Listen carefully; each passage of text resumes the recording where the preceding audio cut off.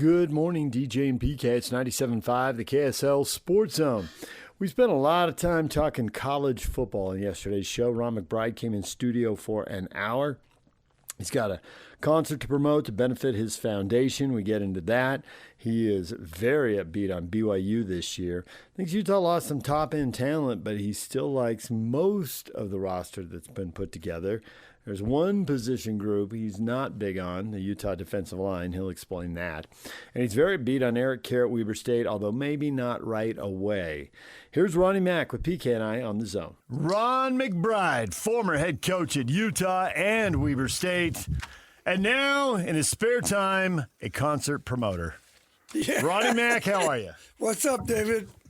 Got your poster here. Yeah. You're bringing the band, the Head and the Heart, to the State Fairgrounds Saturday, October 22nd. PK, do you know about the Head and the Heart? Does your wife know about the Head and the Heart? I got both of those, so yeah, I know very well. It turns out on Mac's board, most of the women know exactly, and they're just all crazy about the band. All the guys are looking at each other like, who's the Head and the Heart? They appeal more to the women, apparently. Maybe 2/3, 1/3. Yeah, there you go. All right, we'll talk more about the concert coming up. We got spring football to talk about. Right. Mac, how much time now in your retirement, how much time do you spend going to football practices, training high school kids? How active are you still in the sport? Because it seems like you're around it a lot. It never stops, it seems like. So, we just finished our off season with Jesse Boone and that group, and I think I was at BYU a couple of times. I was at Utah probably 7 or 8 times, maybe more. So I have a good idea about both teams, and have a good idea about kind of what's going on in high school athletics, football particularly in the state of Utah. Coach Mack, how the heck are you? So, yeah. Anyway, so we got a lot of things going on. So PK wonders how the heck you are. We got to crank your headphones up a little bit. Okay. Where did it crank up? Knob right there, on the right. To your right. To your right, on that black This box. one? Yeah, right there. You can spin that up. I'll turn it up. Where's the up one, on the top? Well, the things that I want to know, a couple things that don't relate specifically to BYU that I am going to ask Coach McBride when he gets his headphones set up, are his thoughts on Kyle Whittingham. And then also Weber State hiring a high school coach. I think that is unusual. Both stories are huge. Obviously, Michigan is a much bigger story. You got me now, Coach? Yeah, I got you. Yeah. All right. I can remember several years back, you told me a story. You said Kyle Whittingham's not retiring. It's probably 6, 7, maybe even 8 years ago. And sure enough, you were right. He didn't retire. I don't know that you've spoken on it. What do you think about that story, how it unfolded with him leaving Utah and then going to Michigan? So it's a pretty interesting story because there's a lot of speculation out there. And, so it's hard to know exactly what happened. But I don't think it was a positive parting, and the only reason I say that is because I think they were all together at an event in Hawaii at the Polynesian Hall of Fame thing, and they kind of were not real social with each other from what I was told. This is all speculation, it's not fact, but, so it was just... who knows exactly from the inside? Well, there's probably surprised that he went to Michigan. Well, it was a logical take for Michigan, because he fit all the boxes. Right. They needed a no-nonsense guy. They needed a guy with no background problems. They needed a guy who was a very stable guy, and they needed to probably clean house at Michigan. And so he was a logical candidate, the right guy at the right time. And he got $13 million to go away at Utah. With all the success he'd had at Utah, they can't see you shaking your head on the radio. You're rarely speechless, Mac, but that just blows you away. Well, it does. I mean, the money part of it is ridiculous, and it's kind of scary, actually. Good for him, huh? Well, yeah. Hey, if you got a good agent and you got a good contract, hey, that's more power to Kyle. Yeah. His agent's Ted Tollner's son, isn't he? Yeah, that's exactly right. Yeah. Yeah. And he's been with Bruce, I think, for a long time. Yeah. He and Bruce have been good for each other. Yeah. Well, they're both doing well. Yeah. So Kyle's been good for Bruce. Okay. Yeah. So yeah, but hey, money doesn't seem to be a problem today. It's just it's out there. All right, so you told us you went to both Utah and BYU practices. I don't know. We can start with the Utes. I mean, people are aware as a former Ute coach, okay, you have a tie to the program. That's not surprising. But I don't know if they realize how deeply tied in you are to Morgan Scalley. Well, yeah. And I knew you were, and I knew you'd recruited him. Right. But I had a chance to talk to Morgan, I don't know, 6 weeks ago or so. And he is so firmly in your corner, and it seems like you're so firmly in his corner. I didn't know the bond was that deep, but Morgan really didn't have words for the level of loyalty he feels to you and the support he's felt from you over his career in his lowest times. Yeah. You never told him what you've done is okay, but he was always still your guy, and he understood that distinction. And you're just way tight with him in the program now. Well, yeah. So I've always been a fan of Morgan's, and he's earned the job. He spent his time. He did his thing. He got through a couple of hiccups, and when the one particular deal, people had called me. I said, no way. I said, this guy is 100% Utah guy. He's 100%. He's not anything like you're trying to paint this picture of him. And he's loyal to Utah. He's loyal to their players. He's a players coach and a very smart guy.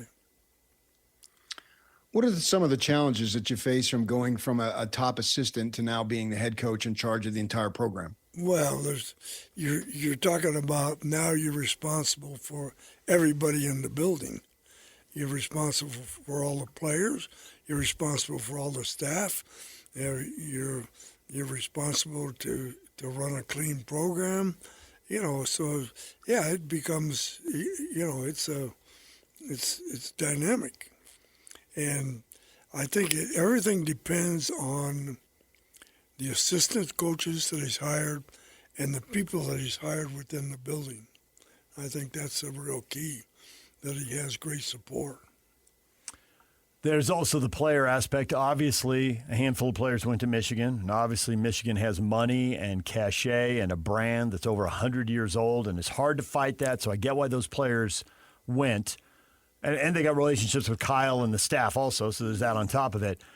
I'm curious, does Utah, were they able to replace it with some high-end talent? Do they have difference makers? Do they have some guys who are really special, or are all those top NFL-type guys who tend to get drafted, do they have to be replenished in the program over time? Well, my thoughts on the Michigan Utah thing, I think I've been to Michigan. Mm-hmm. I spent a spring there, first spring with Harbaugh when he was there. I would never want to coach at Michigan. I loved Wisconsin when I coached there. Mm-hmm. I spent that first spring at Michigan. I don't know. It just wasn't a real comfort zone for me. Is it expectations, or was it something else? No, just something else. It just didn't feel. I don't know. Didn't feel right. Well, yeah, it was just, they were really good to me, and I had good, complete access, and graded film every day, and did all that stuff. But it was just a little different vibe. If I had my choice of coaching at Michigan or Utah, I'd take Utah every time. Cool. And that's just me. Yeah, understood.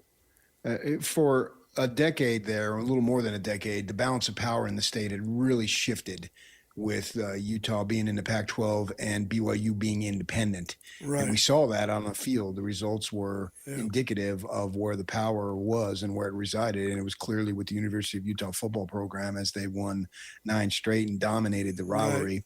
Well, now they're on a more of a level playing field. It's like back to where when it was when you were coaching and you elevated Utah's program to where you were able to compete with BYU. Now that the programs are back on an even field, does that present more of a challenge for Utah to recruit against BYU, which is something you went through for many years? Absolutely.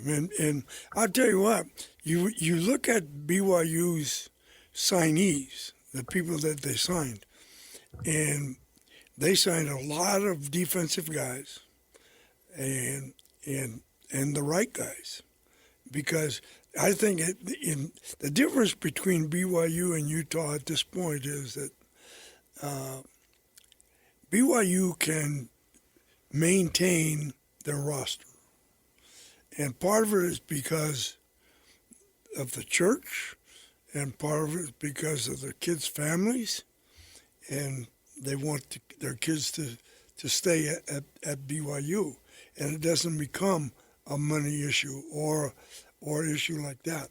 And BYU has made up their mind that they're going to compete financially.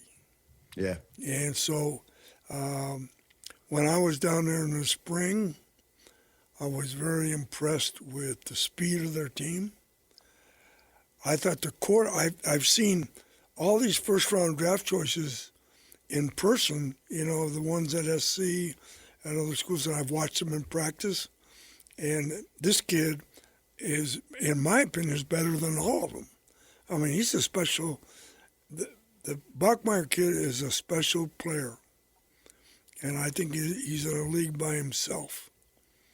At least the practices I watched, I mean, his anticipation on his throws, making the throw before the cut and understanding coverage and he makes it look easy. And so just watching him in practice, I was really impressed with him, his mentality, and he has a good rapport with the players, and he's a very academic guy. So I don't see him leaving BYU early, because I think his mother really stresses academics, and I think he will stay at BYU until he graduates. Now, I could be wrong, but that's kind of the way I see it. Ron McBride, former Utah and Weber State football coach, is joining us in studio. He's got the Ron McBride Foundation, funding after-school programs in multiple districts across the state, up in Ogden, obviously, because you're at Weber State, and also across the Salt Lake Valley, Jordan, Canyons, Murray, Granite, Salt Lake. You've got schools everywhere. Budgeting over $600,000 to give away in the next year. A fundraiser, the concert, The Head and the Heart. Tickets are on sale now for Saturday, August 22nd at the Utah State Fair Park. You can get your tickets at Ron McBride Foundation's website, ronmcbridefoundation.org. .org. The Head and the Heart on August 22nd. We've got more football with Mac coming up in just a moment. Stay with us right here on The Zone. He was the head coach at Weber State, PK. We should probably ask him about that transition at Weber State as well. Right. Hiring a high school coach you know well. Yep. We will get to that coming up. DJ and PK. It's 97.5, the KSL Sports Zone. DJ and PK, it's 97.5. The Zone. See, here it is. Jake. Good producing, Jake. Jake, nice job. And Jake's he's bobbing his head to the music. Yeah, the Head and the Heart. Mac's got a poster here. That's the happiest I've seen you, Jake. Well, thank you. It's good to see you, Coach. Yeah, good to see you. Maybe if Mountain View got back in the state semifinal or something, you'd see that kind of joy out of him, Yeah, take something like that. The Head and the Heart is the band. The concert to benefit Ronnie Mac's Foundation is Saturday, August 22nd at the State Fair Park. Get your tickets at ronmcbridefoundation.org. The money will go to fund after-school programs at more than 24. We'll see with applications coming in. Maybe as many as 36 elementary and junior high schools up and down the state. You are very tied into the local school scene and into the high school football scene as well. And we'll get to the high school coach moving the college ranks. I'm curious, your recipe at Utah was copied at Utah State by Gary Anderson, who you knew well, your protege and all that. And we've seen that work over and over. Jay Hill used a formula like that at Weber State. But is it different now in the Big 12? Utah and BYU, are there enough good kids in state that they can recruit the way they've always recruited, or they had to change it to match the level of competition? And does that open opportunities for these other schools across the state, whether it's Utah State, Weber State, SUU, Utah Tech, to recruit some of the Utah kids who are looking for a chance to play and stay closer to home? Well, I think that the talent in Utah is outstanding. Mm-hmm. And particularly linebackers, D-line, O-line, quarterbacks. Quarterbacks really changed and improved, hasn't it? You know, these quarterbacks are now all getting trained, you know, from an early age. And the kid at West is really, really a nice player. And I think he's got a really, really good future. He's going to the Big Ten, isn't he? Isn't he going to Illinois? And I don't know if he's going as an athlete or a QB. Lopati? Yeah. Committed to Michigan. Michigan. Flipped. Sorry, you're right, because of Kyle. Yes, he flipped. Well, he's a really good player. Yeah. You know, I know Arizona was recruiting him really hard. They liked him for almost 2 years ago. And they said, and that's Keith Lopati's son or grandson. Yeah. And he's for real. You know, he can spin it, and he's a good player. I think with the talent improving, as you say, how much harder is it to recruit given the fact that so many schools around the country have long since discovered Utah? Well, yeah, it's a little tougher because a lot of people come in here now, and particularly on the four-star, five-star kids, and it's all out there. So yeah, you see all the SEC teams come in here. All of the obviously the Pac-10 or whatever they call it now. That all that group is very aggressive in here. I know that both. I think Lewis Powell and a couple other coaches from Utah, I think, were here last week. They were at the open event at West High School, and so yeah, it's not a hidden, not a hidden thing any longer. So Weber State hires a high school coach. That is historically in college football a hard jump to make, but it is not an impossible jump to make. How do you think Eric Kjar, who won so big at Corner Canyon, you can't have a state championship game without Eric Kjar and Corner Canyon in it for a decade. How's that going to translate to Weber State in your mind? Eric Kjar, first of all, is a very, very smart football guy, very good quarterback guy, very good offensive guy. I think everything depends on who he's hired as assistant coaches, their understanding of Utah athletics, and development of players. So Weber is a program that needs to build from the bottom up, and don't look for any quick fixes, and just be patient and develop your players, and then hopefully people don't try to steal your really good players. Well, players are going to get stolen. I mean, that's just the way college sports works now. Yeah. I guess the question is how many and how quickly. Yeah. So, let's say when Jay went to BYU, he took the 5 best players out of Weber, and they were all great at BYU. You know, those guys with the corner, Jack, that whole group, those guys were players. They were players on anybody's program. And Jay, you have to give Jay a lot of credit because he recruited extremely well at Weber, had really good players, and and it proved out as he moved on. You know, the key guys he brought from Weber to BYU.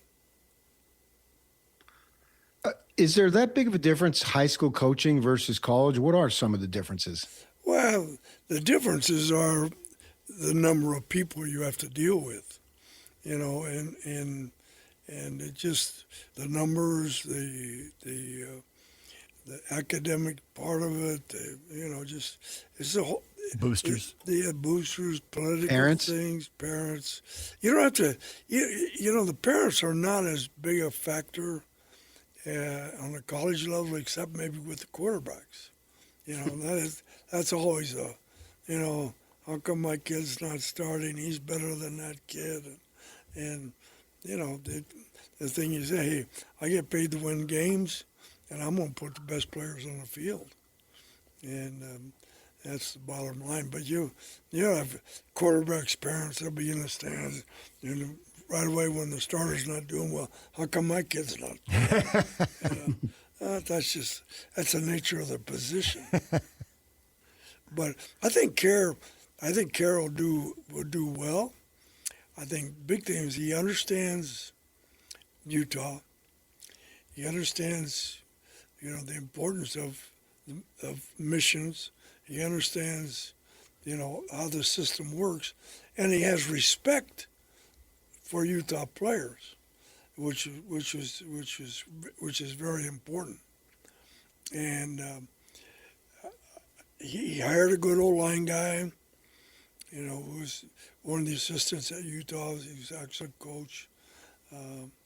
He brought back a kid from San Diego State, you know, who had been at he had been at the Catholic high school here, and then was at Weber, then went to San Diego State, came back.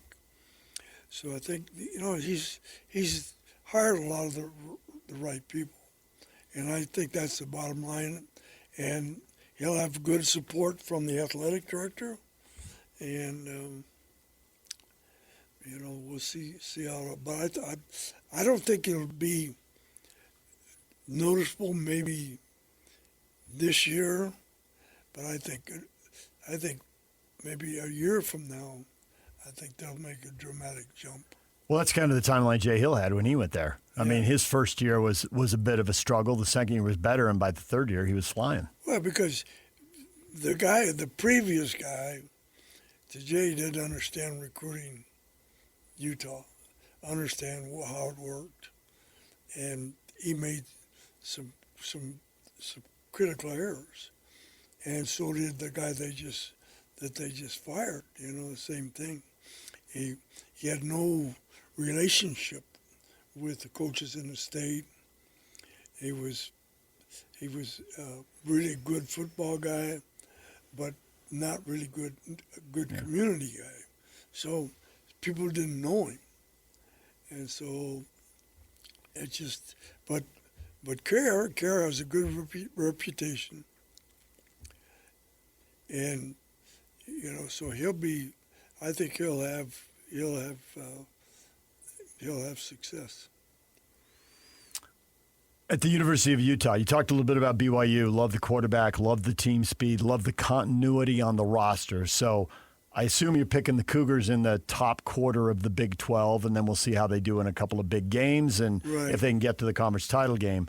For the Utes, how good is that group, and where do you think they stack up? Okay, I think the back-end guys, the man-to-man corners, safeties, excellent. You know, I mean, I watched 2 scrimmages, probably 4 or 5 practices, and those guys are excellent football players, and their man technique is really good. I think Sharif is an excellent corner coach, and they hired Derek Odom to coach the safeties, which was a very good hire. And Derek was a GA for me and played for me at Utah, and I think they're very good. Now, Colton is the linebacker coach, and Colton was my defensive coordinator at Weber, and he understands the system completely. And I think the linebackers were very solid in spring as far as their fits and everything. My biggest concern would be in the D line, and I think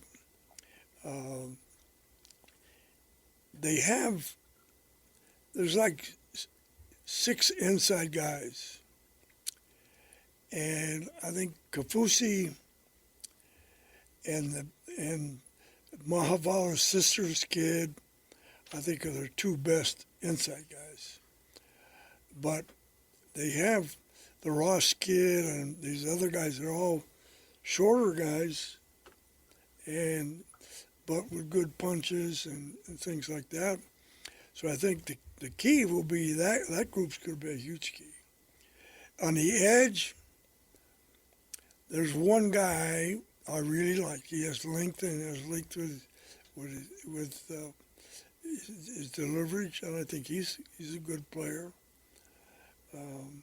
So I think that everything will probably depend on how good that group is. And then from the offensive side, I think Alex and Jordan did a great job with the offensive line in the spring. I think Jordan is a great teacher. You watch him teach techniques. He explains it well. He teaches like he played. And so I was really impressed with both. And then Gerke had been my line coach, up there. And Gerke's a great access to Jordan because he has a ton of experience. He knows what he's doing. He's been through it all. So I think that's a positive. The McGivern, who's the coordinator, is a little different than Jason. So McGivern likes to throw the ball a little more than what Jason would do probably. But the thing about McGivern, he's very smart. He's a very good coordinator.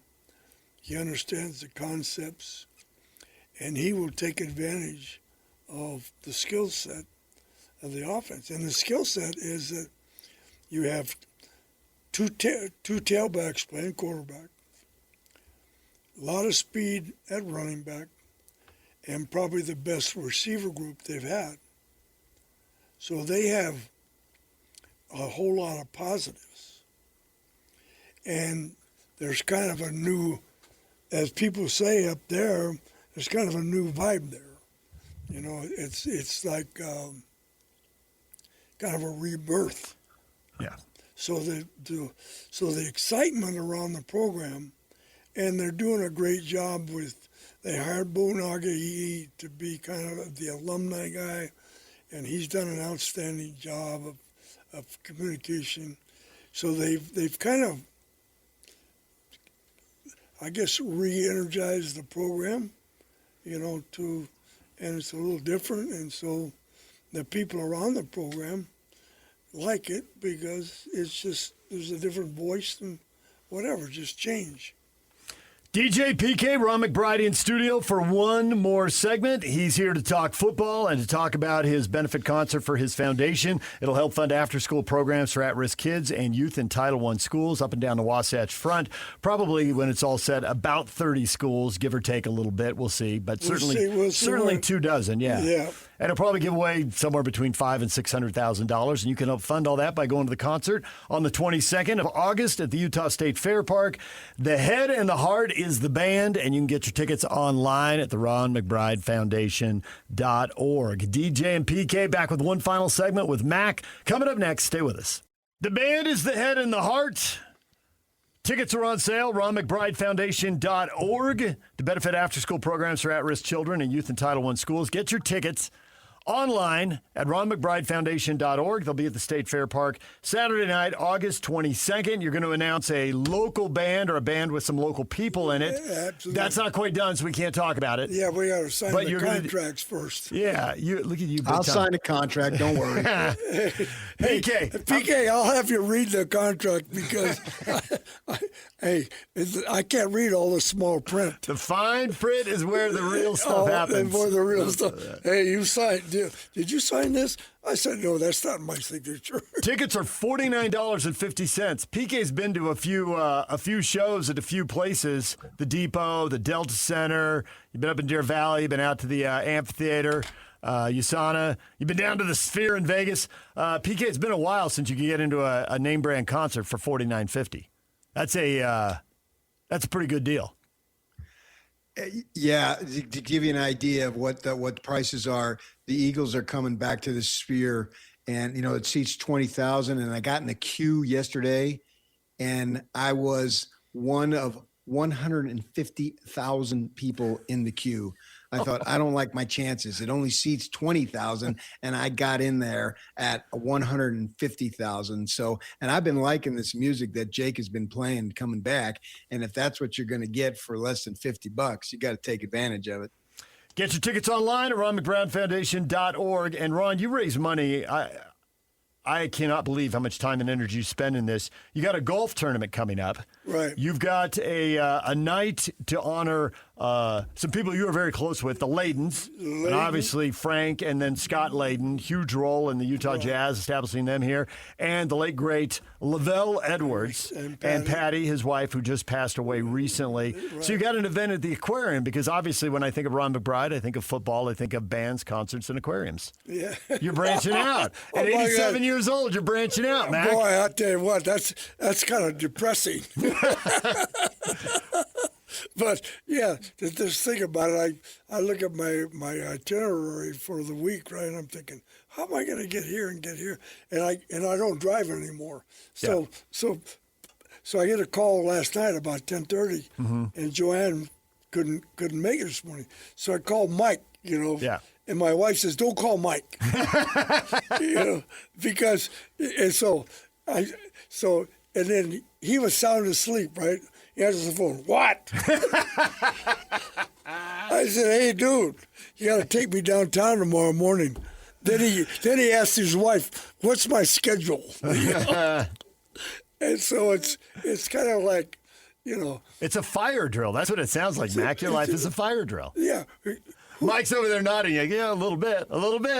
And so, so Mike got the short stick. Well, Mike, we appreciate you getting him down here. The event at the aquarium, you're going to be doing scholarships. Yeah, scholarship for in the name of the Edwards and the Ladens and the Ladens, and for John Ashby. Okay. The late, great, the original Jazz Bear, who just tragically passed away very young, cancer. I tell you what, it is so sad. Yeah. To think that Lavelle and Patty are both gone. Yeah. And that Frank and Barbara are both gone. Right. Barbara just passed away recently too. Yeah. And that the Bear at such a young age. Yeah. And people that were all givers. And so what we want to do is we want to give back. And so we have a lot of things. We're getting a lot of help from Steve Lindsley and from former BYU quarterback. Yeah. And different people really helping us with this event. You may know that PK is a fairly cynical guy, but when you start talking about education, especially education at Title I schools, at-risk kids, that is the best path out for a lot of kids. Absolutely, because kids need to see that they have a legitimate chance to create a positive life for themselves. But they have to begin to take care of it at the junior high age, because you start forming ideas of what your future could look like. And the key is you want to keep the kids engaged, but you also want them around adults that they can they can talk to if they have problems and feel comfortable in different things. And the principals design the programs based on the kids' needs. And then what we do is support their programs. And everybody on the foundation is responsible for a school. We have, we get our monthly reports, and the board members go and visit schools. So they actually walk through the building, talk to the administrators, see the programs. I got to do it once, ducked into classrooms, and you can feel the vibe and feel the energy. And PK, you ought to be at a board meeting when MAC decides that a program has gone sideways and it shouldn't be funded, because it's not an automatic thing. The pithy and succinct. Yeah. Bleep them. Wow. Yeah, well, look out. Well, I didn't think you were wrong. I just couldn't believe that you were like basically Jesse Boone, a former offensive lineman, was in the room, and it was like you were talking in an offensive line room. Yeah. Except there's 20 people in the room, and there were some, football moms and coaches' wives, and well, there was a little shock value in your comments, Mac. That's all I'll say. There's a little shock value. They're all used to me. Well, but so if they're, I want to make sure, that my money's being spent wisely. Yeah. Yes. And I want to make sure that everybody's following through with what they say. And the principles of the schools are key.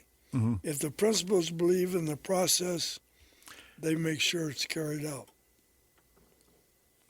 Oh, yeah, absolutely, Coach. I spent so many people in my family are educators. My sister, my brother-in-law, my wife just recently retired. She taught at Washington High in South Central LA, 108th Street and Danker. I know right where Washington High School is, because we played them in high school.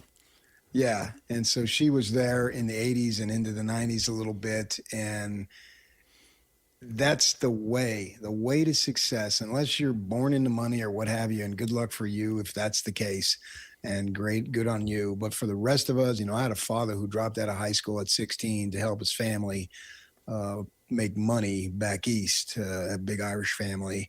And so education, even though my parents didn't necessarily have it, they pushed it big time. I had a sister who ended up getting her doctorate, and she was 10 years older than me. And so she basically dragged me to college and said, you will go, and I will not have anything else to say about it. And it ended up being such a difference maker. That is literally the difference maker. And I wish we could emphasize that more, to and it doesn't necessarily have to be college or what have you, but get some type of training and some type of skill. And Nick Saban always would talk about this, and I loved when he would talk about it. You have to create value. He would talk about how you needed to create value for the football team, and then in the NFL, if that's who you were. But those are the select few. For the rest of us, we need to create value so an employer wants to hire us. And then if you have that training, then you're on your way in whatever situation. And it's going to be easier for some than others and harder for others than some. I understand that. But that still is the most reliable way to improve your life, is through some type of formal education. Yep. You're 180% correct. I mean, because education is the key to all of it. And you take, I divided people into 3 categories. You got the red, you got the yellow, you got the green. And the red people are the 10%ers. And they're the ones that you need to get them around the green people. And then, therefore, they see that these people are going somewhere. And then all of a sudden say, I can do that. And the idea is to get the red to the yellow and the yellow to the green. And so what you do as a football coach, you spend most of your time with the red people. And then once you get them to the yellow, then they can kind of take care of themselves. But the first couple of years, it's very difficult because it's a day-to-day process. Now, if you can eliminate that process at a younger age, and where people can see, yes, I do have a good chance. I have something that I can cement, my mind to, and it creates a future for me. Then it gives me a purpose. Yeah. So you need, and hopefully by the time the young people get out of high school, they have a purpose. And the purpose is really to take education as far as you can take it. Because the more education you have a chance of a better thinking. Yeah.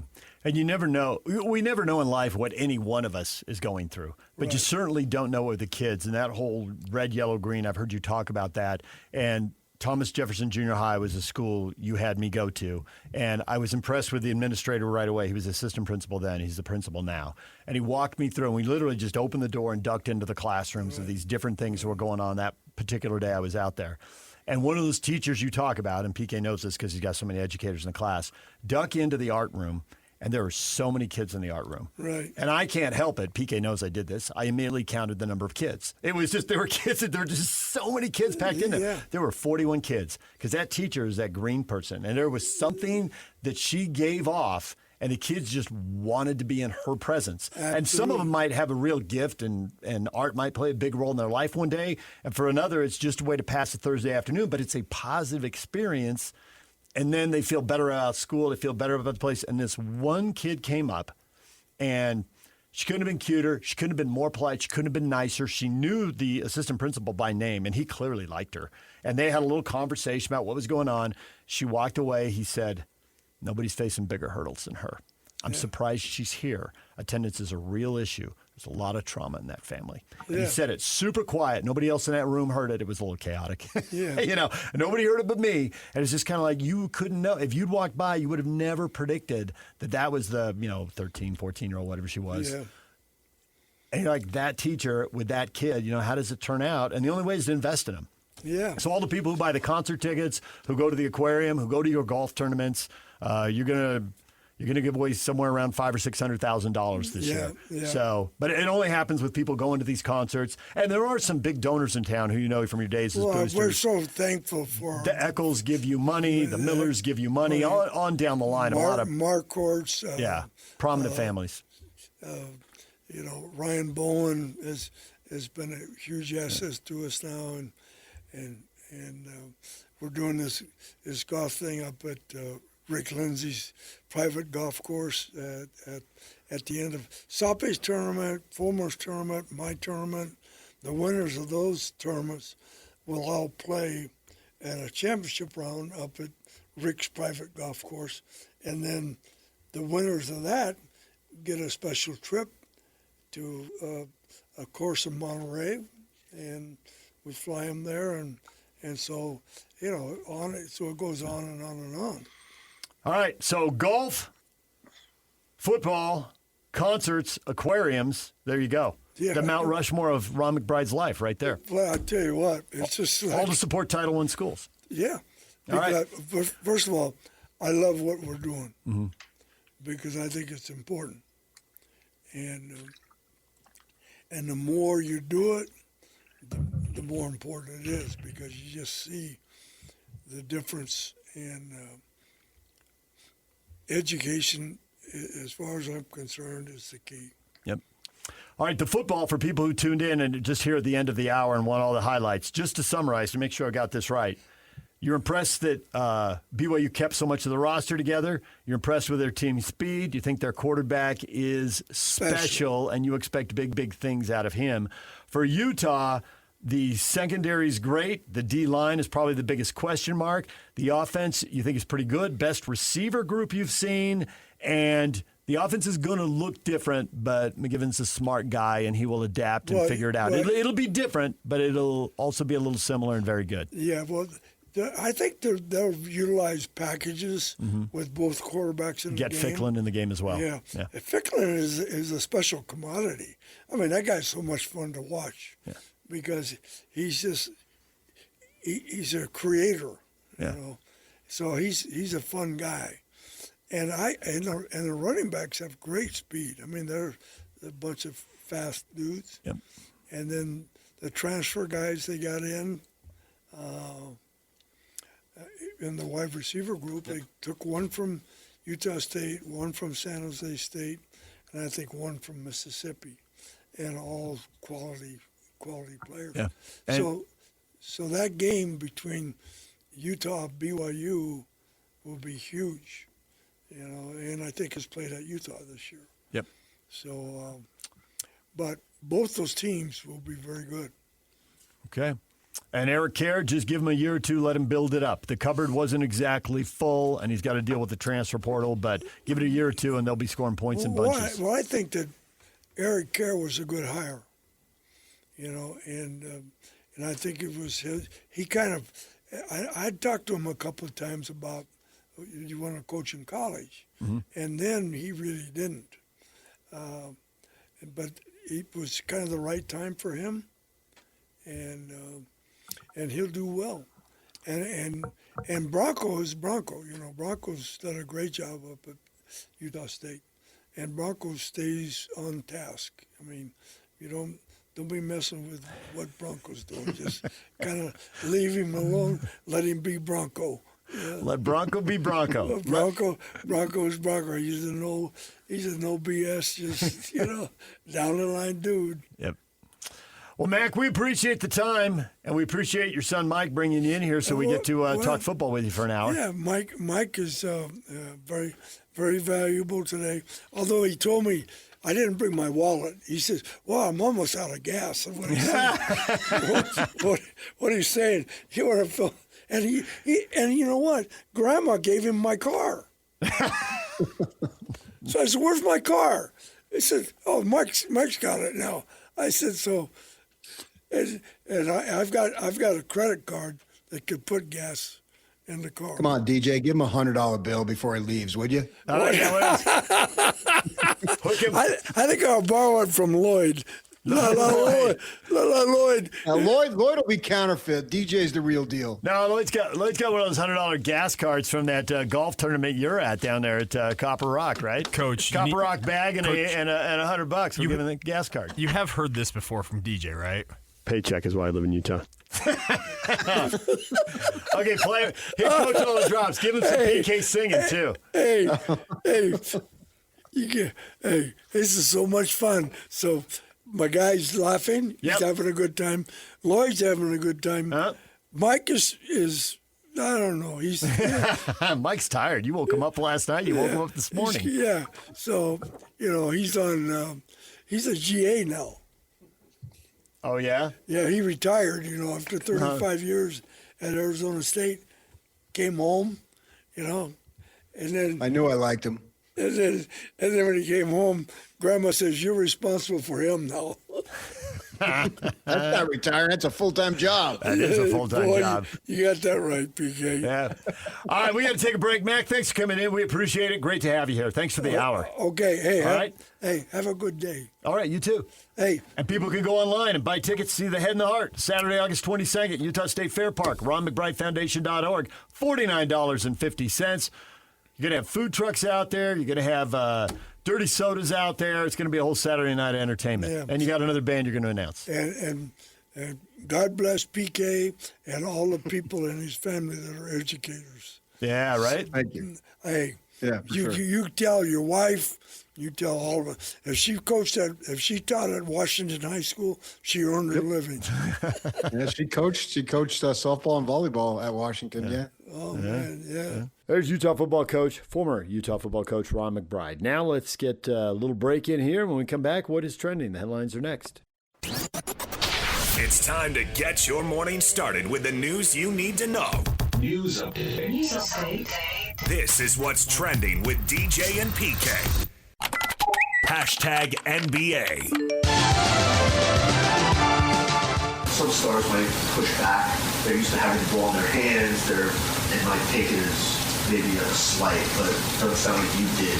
Why was that something that you were so happy to go on? One, I'm not a star. Two, I want to win. Jalen Brunson on who he is. Oh, the Knicks. They're making... You know this, PK. You live back there. Geltziler came on and told us the Knicks this time of year dwarf everything they want to believe. The path to the finals is there. When's the last time they could this seriously talk out loud about a championship and have their star player talk so definitively? I'm not here to explain anything. Boom, this is who I am. Well, he said he's not a star, right? But is he a winner? he's not a star. He views himself as a grinder. He doesn't view himself as Luka Doncic or LeBron or Wemby. Yeah. I mean, that's what people back east do.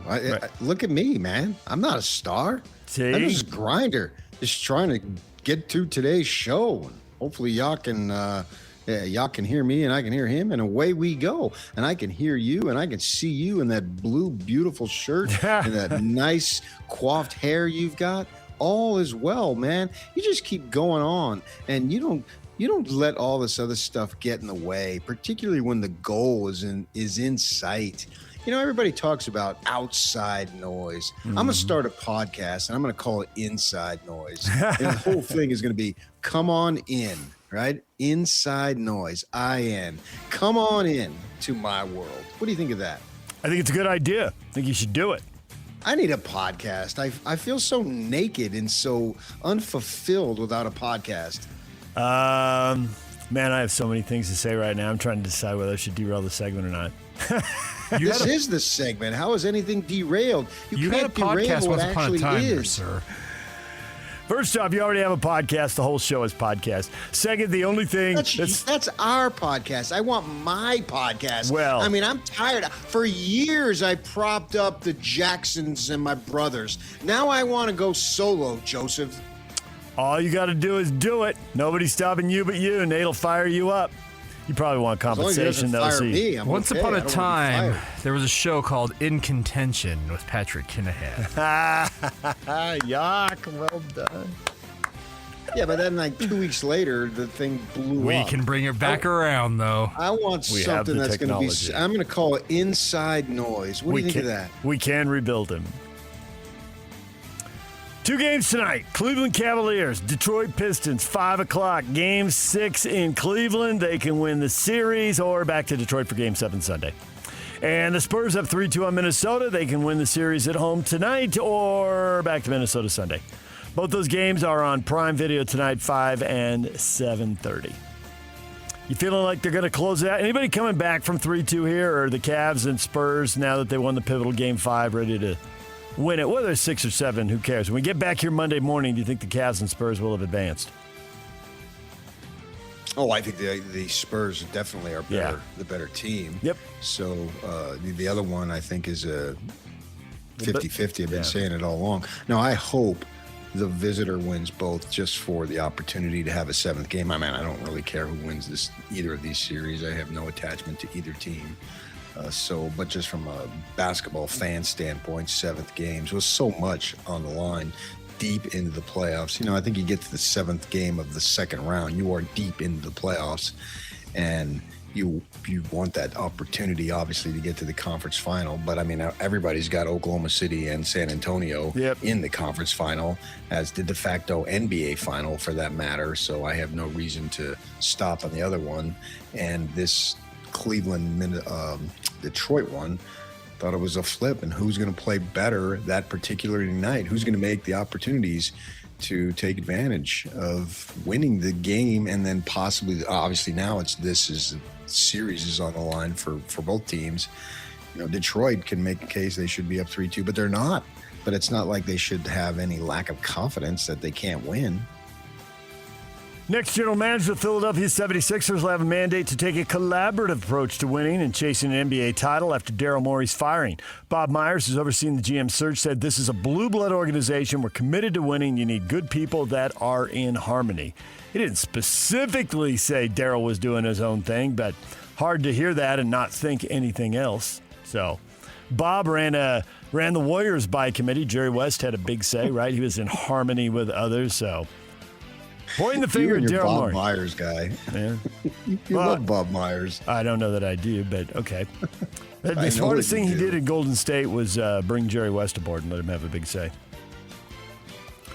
The Warriors coaching staff will look different under Steve Kerr next season. The top assistants, Terry Stotts and Jerry Stackhouse, will not return. Their contracts expired. Both are looking for head coaching opportunities elsewhere. DJ and PK. #NFL. NFL schedule has been released. The Seattle Seahawks will host the New England Patriots in a Super Bowl rematch in the season opener September 9th at Lumen Field. First Super Bowl rematch we've had in the opener in a decade, but we're getting it this year. I can't imagine that you were watching the marathon show reveal or schedule reveal show last night. I did not even know there was a marathon schedule reveal show until right now. Oh, really? I was channel surfing around and hit it, and it was there was too much. I just don't know how the NFL puts together such a great schedule. Okay, click. Thanks. Bye. I did not know there was such a show. New York Giants wide receiver Malik Neighbors underwent a cleanup procedure on the right knee. He tore the ACL in. So will he be back cleaning it up in advance of camp? Colorado Buffaloes head coach Deion Sanders and his son Shadur went through hell. That is a quote. Those three words, went through hell during a turbulent pre-draft process and rookie season with the Browns. Deion says, when he takes off his shirt, I see the scars on his back that he's been through hell, but he's made it through hell. That seems pretty dramatic. Well, he's played his kid as the victim all along. I mean, I don't understand why people want to be victims. What do you get from having sympathy from other people? Is that something tangible that you can take to the bank, literally? People love to be the victim. I was listening, saw a thing from Donovan Mitchell, how his mother had to struggle to make sure they graduated from country day school. Everybody wants to be the victim. What's the point of being a victim? What does that get you? DJ and PK. Hashtag college football. Paul Feinbaum said critical comments from LSU coach Lane Kiffin towards Ole Miss, his former team, are because Kiffin is upset that he's not allowed to coach the Rebels in the college football playoff this past season, and that Kiffin is now trying to, quote, wipe Ole Miss off the face of the earth. Man, a lot of drama this morning in college football. Wipe Ole Miss off the face of the earth. I think Lane Kiffin is upset that nobody had been talking about Lane Kiffin for a week. It's probably a factor. And this is a way to get the attention back on Lane Kiffin. This guy is a genius at having most of the stuff around him focus on him. You don't use social media the way he does unless he's trying to do exactly what you just said, PK. I would pay you money, DJ, to go on social media shirtless. Not happening. DJ and PK. Hashtag Major League Baseball. Here's the pitch. Ground ball towards the middle, a base hit. That'll score two. Down the line is Contreras. Here comes Sanchez. To third goes Vaughn, and Rengifo's hot homestand continues. Throws one here, and Will hits it high and deep toward right center field. It's carrying. It is back to the wall. It is over the wall. A home run for Will Smith. The first time he's ever led off a major league game. He leads it off with a home run. Hanafi from the belt deals. Soto swings and tags this one deep to center. Perez back onto the track. He's at the wall. Gone! Juan Soto goes deep. The Mets have hit 4 home runs today. Mets hidden some more.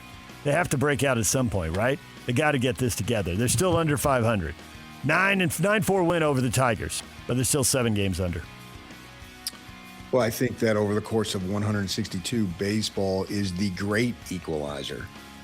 And a lot of times you end up being who you are. There was a guy, I think his name was Davis, hit a big home run in the World Series when Cleveland was playing the Cubs. And he had gone to Deer Valley High School in Glendale, Arizona, where I student taught.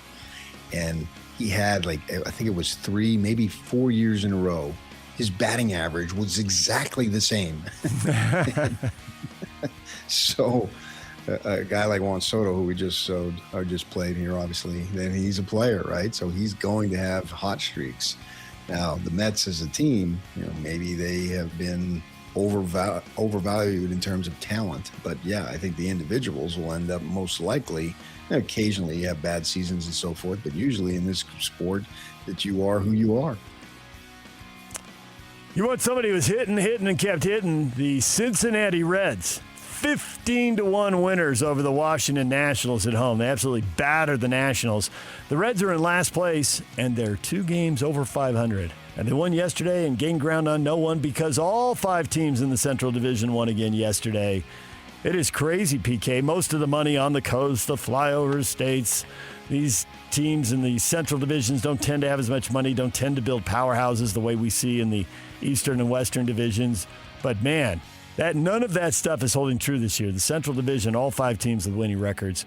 And early on, maybe it's a little bit of an oddity. You think it's going to level out at some point, but as you pointed out yesterday, we're more than a quarter of the way through the season, and they've still all got winning records. Yeah, I think the Cubs are legitimate there. And in the other league, the White Sox, first time they've been over 540-plus games into the season since 2022. Their over-under was like 67.5. And they are a lot better this year, and good for them. And they got the Rookie of the Year, the Japanese kid who's bombing home runs left and right. White Sox hot. They've won 8 of the last 9 at home. The Cubs have won 15 in a row at home, and they're going to meet this weekend. We got a lot of the interleague rivalries happening. The Cubs are going to Comiskey to play the White Sox this weekend. And the Yankees and Mets will meet, and the Dodgers and Angels and all the other rivalries. Florida, Texas, Ohio, the teams in those states all squaring off. Does this get into it a little more? You're into it every day. I don't know if you can get into it a little more, PK. These stadiums fill up, though. Everybody in these towns loves this stuff.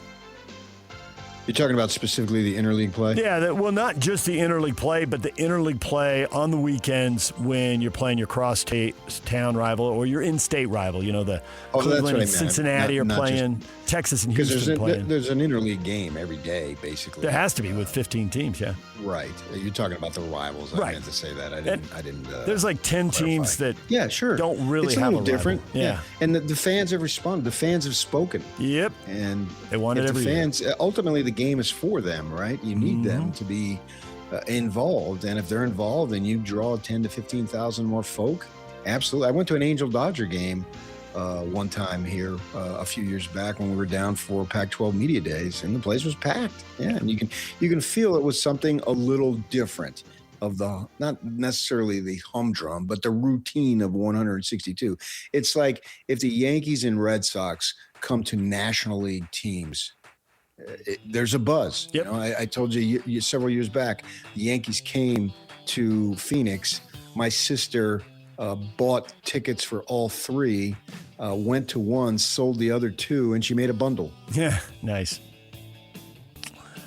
You're a Michigan guy. Detroit-Toronto, is that a legit rival, or they just throw them together? They're close enough. It just has to do, and they got to play somebody. Yeah, I don't know if it's a legitimate rival. I can't speak to that specifically, but obviously the geographic distance, as it is a lot of places. We used to joke with my wife's family, no matter where you were, Detroit was 4 hours away. Chicago, Cleveland, Cincinnati, everywhere. Oh, it's just 4 hours away. And we made that joke with them. Whether it was or not, I didn't know. But they always said, oh, yeah, everything. Yeah, it's not that far. It's just like driving from, Provo to St. George or something. So I can't speak that there's a specific rivalry, but that's my father-in-law, who was born and raised in Switzerland, actually entered the U.S. through that path, which is then obviously where he met my mother-in-law. Nice. That reminds me of the movie The Jackal, the remake with Bruce Willis. That's how he entered. Good movie. Yeah, because it is so close. Yep. Yeah. Sailed in a race. It's pretty slick. Bees and El Paso continue their series tonight. Tony Park's on the call. Listen at 6:30 here on 1280 The Zone. DJ and PK. #RSL. RSL takes on the Colorado Rapids tomorrow night. First leg of the Rocky Mountain Cup. Colorado, not off to a terrible start, but not really a good one. A little below average, kind of playing C- soccer here out of the gate. Great chance for our RSL to put 3 more on the board. We will talk with Pablo Mastroeni, RSL head coach, coming up in our next segment. And the Utah Royals, unbeaten in their last 7, take on Racing Louisville at America First Field. Pablo's at 9. Sorry, the game's at 7:30. I thought that's early. I know that's early for Pablo. That's the thing. The game's 7:30 tomorrow night. Pablo's coming up at 9 a.m. Utah Royals Sunday. They'll be at America First Field, 6 o'clock kickoff with Racing Louisville. See if they can stretch that streak to 8 in a row. DJ and PK. #golf. Scotty Scheffler among 5 players sitting atop the leaderboard at the PGA Championship at 3 under after first-round play. Second-round play already underway outside of Philadelphia. About 45 minutes or so outside of Philadelphia at the Aronimink Golf Club in Pennsylvania. Scotty Scheffler near the top of the leaderboard. I saw the Golf Channel was doing it was actually CBS because I was here and Yak and I were watching it. And they had a whole thing about his strokes per round and strokes per round versus the field. And it was pretty clear that Scotty Scheffler crushes it on the weekend and you have to get him early. And in this tournament, they did not get him early, PK. So if it holds to form, what he's been doing this year, he tends to start slowly in those first 18, do a little better on Friday, and then play really well on Saturday and Sunday. And then we know he's got 3 second-place finishes in a row. But shared the lead, so he is set up. If he can keep that same trend going, he's set up to win big here. Yeah, we shall see. I mean, you never know with golf. I mean, Rory blew up yesterday, and they asked him about it, and he responded with an expletive. Yeah. And I thought it was funny. I laughed when I read it and then saw the press conference after the fact because I was at the Espen Open, or I don't know if it's called the Espen Open, but it's the Espen Tour at Copper Rock with the ladies trying to make it to the LPGA Tour. Followed a bunch of them yesterday. That was a lot of fun. One lady was walking a dog following her daughter. She had a dog the whole time. She was actually in the threesome with the BYU player, MJ. And so I was there and then went later and watched it when I got home. And scores are low. I mean, scores are high, I should say. They aren't that low.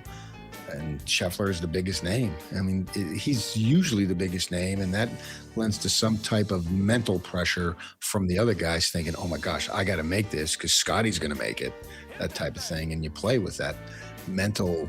Some people would be an albatross, others flourish in it. We shall see. You know, it's obviously still early. See what happens today. Scotty Scheffler with an early tee time. He's already out on the course. He's starting on the back 9, and he bogeyed his very first hole, the 10th hole.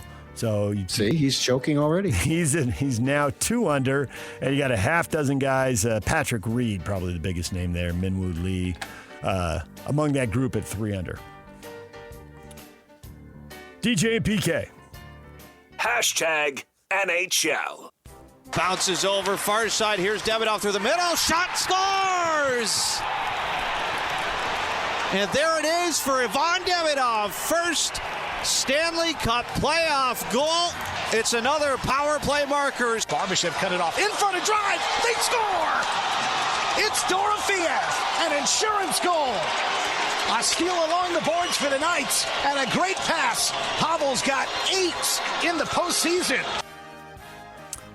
The Vegas Golden Knights punched their ticket there in the Western Conference Final 5-1. They beat Anaheim, so they win that series 4-2. Now Vegas faces Colorado in the Western Conference Final, while the Montreal Canadiens take a 3-2 lead over Buffalo with a 6-3 win. And they will play again Sunday in Game 6, 6 o'clock on ABC. If the Canadiens win, they're on to play Carolina in the Eastern Conference Final. Edmonton Oilers fired their head coach, Chris Knobloch, after back-to-back Stanley Cup runs. They went out in the first round this year, so he's out. Former Vegas Golden Knights coach Bruce Cassidy, the Oilers' top candidate. He is expected to get that job. That's what's trending, brought to you by Shamrock Plumbing. There's no job too big or too small. Get the personal touch with Shamrock Plumbing. Bob Casper, Real Golf Radio, scheduled to join us at 8 o'clock. Talk PGA Championship with him. Pablo Mastroeni, RSL head coach, at 9 o'clock. And David Locke, radio voice of the Utah Jazz. Hopefully going to join us later this morning. Yak's still working on him, getting a time for him. DJ and PK, that's what's ahead. We will get to the question of the day. Inspired by Ronnie Mack's visit, is he on point or is he missing something? We will get to that next. Stay with us. 3, 2, 1. This is Scotty G and Coach Tim LeCoe. The Jazz selecting number 2 in the upcoming NBA draft. So, if there's one thing that scares me, AJ's the safer pick. And that's what makes me nervous is that Washington is going to be like, okay, we've really swung and missed, and we've really done some problems. So let's go the safest superstar available in AJ and let somebody else take the risk on Darren. If I'm the Jazz, then I take that risk on Darren Peterson. But I exhaust every option available to me to get AJ. I encourage everybody to go back and you do watch pre-Kansas film on Darren Peterson. I want you to watch his handle, specifically how he navigates ball screens. He can become a better passer, but he's not bad as a secondary playmaker. You just look at him, it's his frame. To me, there are real reasons why this guy can be great. Catch Scotty G and Coach weekdays from 10 to 2, presented by Mountain Land Supply on 97.5, the KSL Sports Zone. Impressed with the speed of their team. I thought I've seen all these first-round draft choices in person, the ones at SC and other schools, and I've watched them in practice. And this kid is, in my opinion, is better than all of them. I mean, he's a special. The Bachmeier kid is a special player, and I think he's in a league by himself. That is former Utah football coach Ron McBride, effusive in his praise of Bear Bachmeier, calling him a special quarterback. Question of the morning, do you think he's right? Well, actually, the question of the morning, don't you think he's right? Jared, Ron is the most qualified quarterback analyst over anyone that's worked at the U in the last 20 years. Oh, that was a shot right there from Jared right out of the gate. At who? Let's see, 20 years? I would say Kyle Whittingham. Okay. I didn't take it that way, but I can see what you're saying. Which feels a little, given some of the quarterbacks they've had there recently, the last, I don't know what it is, 8 to 10 years. I have to do the math on when they hit on the Florida trio, because when they brought in Huntley, the quarterback play went up. And obviously Cam played well, leading the team to 2 Rose Bowls. The quarterback play was plenty good enough. Good quarterbacks. Yeah. Yeah, for sure. Aaron says, Mac, don't lie. Can you imagine Witt saying anything positive about a BYU player? I do believe we have Kyle Whittingham on the brain around here, PK. Ron McBride talks about Bear Bachmeier, and the comments immediately turn to Kyle Whittingham. All right. Yeah, I don't see the connection there, but, that was something that was 30 years, almost 20 plus years since Ron had coached at Utah, and he's been out of coaching. He's 87 years old now. He's been out of coaching for a long time, but he is a football lifer through and through. It was probably in his blood the first day he was born. He just didn't know it, and it's going to be his last day on earth, obviously. And the guy loves the sport. He's extremely knowledgeable about it, and he talks about talent no matter where it is. I mean, he was the one who told us that watch out for that Utah State. He always say that Utah State kid or whomever. Right. Speaking of Robert Turbin, and the guy blows up his NFL back, has a 96-yard run against the Utes. And he was talking about him, I think, in the early stages, right? So you got that going on. He certainly has an eye for talent, and he's looking at it objectively. He's long since removed. Now, he's no question he's going to want Utah to win because of his love and affection for Morgan Scalley. But at the same time, he's probably got a relationship with Kalani too. And he's just saying it with no bias in terms of, I like this school, I like that school. That's not what he was talking about. He's able to see what he sees and then speaks on it. So you can feel like it's a true evaluation. And when he says stuff like that, it carries a lot of weight because he has a history of identifying talent and talking about it before it actually even materializes, which is a skill. And we want to talk about Kyle Whittingham. Kyle Whittingham clearly has that skill. He can take a 17-year-old who's playing probably on offense and visualize him at 27 being a Pro Bowl defender. He's done that many, many times over. Tom Homo told me a story once, very recently. I was actually on the phone with him and was talking to Tom sitting at the Long Beach airport, waiting for the fog to lift one morning. And so I had some time. The flight was delayed about 90 minutes. And he was telling me that Kyle, when Tom got into coaching, they were at some place somewhere in California. I don't remember. And all these coaches are there and they're all watching essentially the same guys. And he looks over at Kyle's notepad and he's got names on that list that nobody else is paying attention to. And I don't even remember the names, but the point he was making is that guy knew how to identify talent, see things that others couldn't. And I think Ron McBride certainly can do that. Now with Bear Bachmeier, it's obvious, isn't it, that this kid has the opportunity to be special. We just saw him play 13, 14 games last year. I guess he didn't miss any games, right? He took most of all the snaps. So, and they finished 12-2. So that's 14 games. And we saw him for a freshman. Now we're grading him as a freshman. If you take those quantifiers and qualifiers off, because now going into his sophomore year, you're not going to say, oh man, he's really good for a sophomore. That's done with. And what does A-Rod do in terms of opening the offense? It's very exciting.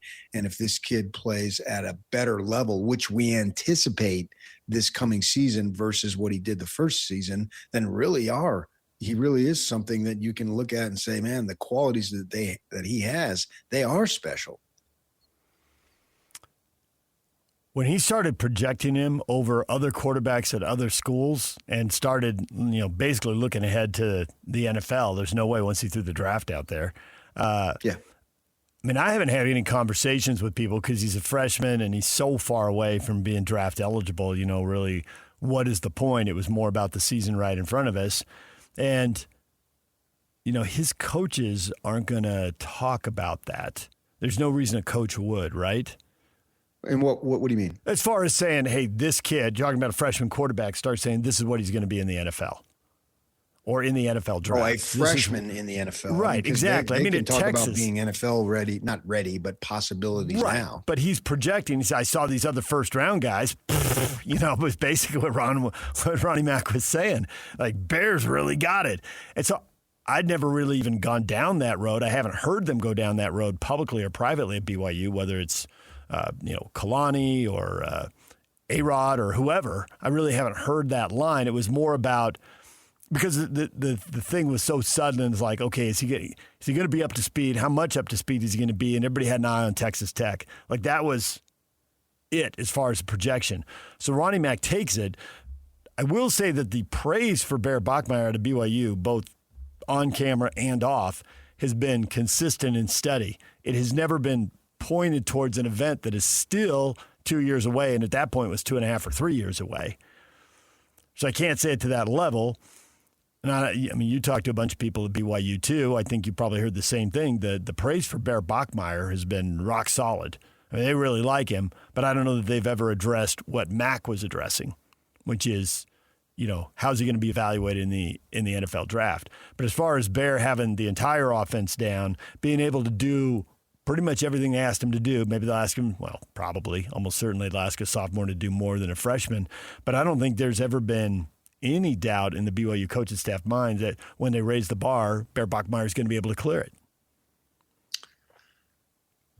I think generally speaking, particularly at BYU and Utah, and maybe even at Utah State, but certainly at BYU and Utah, if you start all the games as a freshman, you're immediately a possible potential NFL player. Agree with that. Because programs, both of these programs have elevated themselves to where producing NFL players is commonplace. Certainly has been more so at Utah over the last decade plus. BYU will catch up, I believe.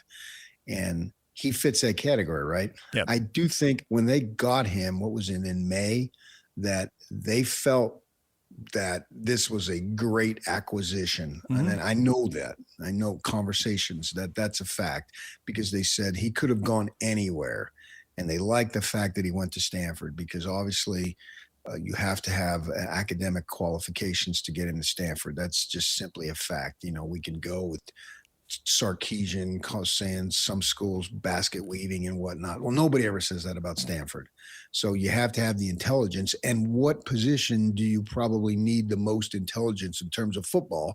And that's quarterback, right? So they felt that this was a 3-year starter at BYU when they got him. They didn't know at the time that year one was literally going to be his first year. The idea was to redshirt behind Retzlaff, and we know what happened there. But they felt like he had the ability, so they were ecstatic. So they weren't really talking about NFL, but because they were so high on him, that NFL possibility in the distance, in my mind, has always been there. Now he's going to be evaluated the next 2 years, inside out, upside down, right? He can't go in 11 months. He has to wait until April of 28, right? When he's eligible. Now, Mac was talking about he might want to stay that 4th year. That'd be great for BYU. I think it would be great. You might have some transfers there. There might be some anticipation of particularly one kid who's on a mission right now of being the starter at that point. But we'll see, man. Competition, that's what it's about. If you run from competition, that tells you something right off the bat about you. And so we'll see how that plays out in the next couple of years. But it's going to be interesting to see what he can do that builds upon this freshman season. I don't necessarily know that statistically it'll be better. Maybe it will be, but just how he plays, because the bar that he set is really as high a bar as anybody we've seen, at least in my 30 plus years in this area, covering these teams and following these teams at a much more intense level than I ever did before I got here, obviously. And it's the same with you. I'm trying to recall, he established such a high bar that it's going to be hard to really noticeably supersede what he did. I think he can do it, but it may not be noticeable to the average fan. It'd be noticeable to guys like Aaron Roderick, who understand the game and the offensive play at a much higher level than we do. And it'll be interesting to see what he says as the season progresses, because he and his coaches see it live, and then they go back and watch the film 1,000 times, and they can see all the subtleties that go involved. My guess is that will happen. He will be better, even if it's not something that is just overwhelmingly visibly noticeable to the average fan. Going to be hard to top 11-1 as a freshman. And they threw the ball well. Plus, he was a big part of the running attack. So I get your point about statistically and whether you can improve on 11-1, whether you win a conference title. It's about the rest of the team too. If you can't block Texas Tech, how can you beat them? And that's not on him. When he drops back and 2 or 3 Tech guys drop back with him, they're doomed. And they were doomed twice last year. But to go 11-1 in the 12-game season, ultimately 12-2, that's a really high bar, because we know how few freshmen have played quarterback, and we know exactly. I would think the only person, off the top of my head, the only person at BYU, you might have to go all the way back to Jim McMahon. He was really good really early, but they had other guys on the roster who would start NFL playoff games competing with him. So maybe he had it but couldn't really show what he's doing. But, you're going back 40-plus years. What Bear Bachmeier did is he just cleared every bar. And when they finally lost, they lost twice to the same team, and they lost for reasons he couldn't control. So that was a great freshman year for Bear Bachmeier. It really was, yeah. As far as those times, I literally didn't see Jim McMahon throw 1 touchdown pass live. I've seen the miracle, the bomb, and the Holiday Bowl and all, but that was all on film. But I had an education about those guys like Bill Markroff, Dick Harmon, guys who were there and saw it. They have told me about the quality of Jim McMahon, and it's almost in fact, I think it is in a sports way, a reverential tone when they spoke about Jimmy Mack and his ability to put the ball in the money and all the things that he possessed. And they taught me, they told me, and I believe them because they saw it. So I don't know, but I didn't know that he got a lot of playing time as a freshman. I just know that the people who saw him raved about him as a quarterback. Obviously, I saw him in the NFL. I just didn't see him in college at that time. Games weren't on as much and so forth. I had really no interest in following them. I was following the Pac-10 at that point and wasn't really paying attention to what was going on in the WAC. It wasn't my thing. But I've learned so much about him and have come to admire his college career, even though I never saw it. Bear, maybe when it's said and done, he's going to hold all these types of records. I think that the probably not necessarily the passing records and so forth, because they really run a pro style offense now, and they're not throwing the ball all over the place. I mean, you look at LJ Martin, he's the returning MVP, right? Offensive player of the year, if I remember. And so as long as he's healthy, we're expecting him to have a massive season. And Bachmeier would probably be the first guy to say, yeah, LJ, have a massive season, because for him, it's about winning. And statistics are hollow unless it's accompanied by a win. And that's where they're after. And that bar has been set so stinking high for the Cougars now, to where a loss is such a big deal. It's so crazy, man. A couple years back, when Retzlaff was taking over, we were just talking about them being potentially bowl eligible. That was the goal. Find a way to get to 6. Well, they blew past that in the first 6 games that they got. They were already bowl eligible. And then last year, well, maybe not just bowl eligible, but nobody really knew for sure. Well, they blew past that in the first 6 games. And so to think where this program has come and the talent that they've been able to put out there has really been amazing. And I think it's something that it's almost been underappreciated, which is a lot of the times when you're going through something awesome, it doesn't really get recognized to the level it should until it's over. Yeah. And their run isn't over. Now, in fact, you can argue their run, certainly with Bachmeier, the best is yet to come. If it was McMahon at BYU, the best freshman year at Utah is Scott Mitchell. And I don't know that he was that. As a freshman, they knew he was going to be awesome. The team obviously didn't have success. The defense wasn't nearly good enough. I think he was turning heads as a freshman, but I think he really blew up as a sophomore. But we should probably ask him about that at some point, I guess. So, yeah, Bear Bachmeier, right, there's not a lot of yeah, text him right now. There's go ahead, hit him up. Hey, how awesome were you as a freshman? He'd be like, what? Good morning. What are you guys doing? He's probably not even up. Scott, when you wake up, we need to know. We know you were awesome as a sophomore, and we know you played as a freshman, but to what level of awesomeness did you rise as a freshman?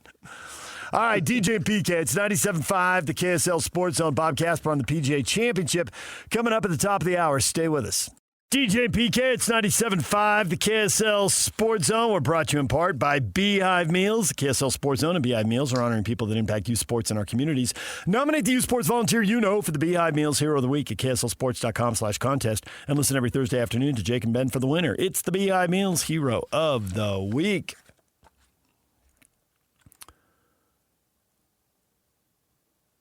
A lot of people weighing in on Bear Bachmeier and his future. We will get back to that. The weekend is coming up, PK. The weekend is upon us. Can you still believe the Jazz didn't get screwed in the lottery? It's an amazing week. That was Sunday. Have you adjusted mentally, people? Brandon, well, there's still time for the Jazz to mess this up. All right, Brandon. Way to find the black lining in the silver cloud. Reverse that. Come on, man. Something good happened. I get it may not be perfect and there are no guarantees, but didn't something good just happen? I'm pretty sure that's what I saw. I saw something good happening for Jazz fans. Well, I think it goes above and beyond good. It has something that could be a franchise talking point for 50 years from now, because they went through a 4-year deliberate losing, right? And the last 2 years obviously have been big time in terms of trying to lose. It's never been done to this level in franchise history. And certainly franchise history, the Utah franchise history has been pretty solid over the course of when they moved here. Was it 78, 79, somewhere in there? The only thing this compares to is the first 5 seasons here. That's the only thing that you could compare to. And those teams didn't lose 60, which these teams did twice. Right. And so we went through 4 years of this moment, and this moment happened at the end of the 4 years, and it followed something or was preceded by something which you can consider a massive trade in getting a caliber player of a Jaren Jackson. I don't know. I'd have to look at all the trades that they've ever made, but they've ever acquired someone of this caliber. Obviously, they got Mitchell and Gobert, but that they were rookies.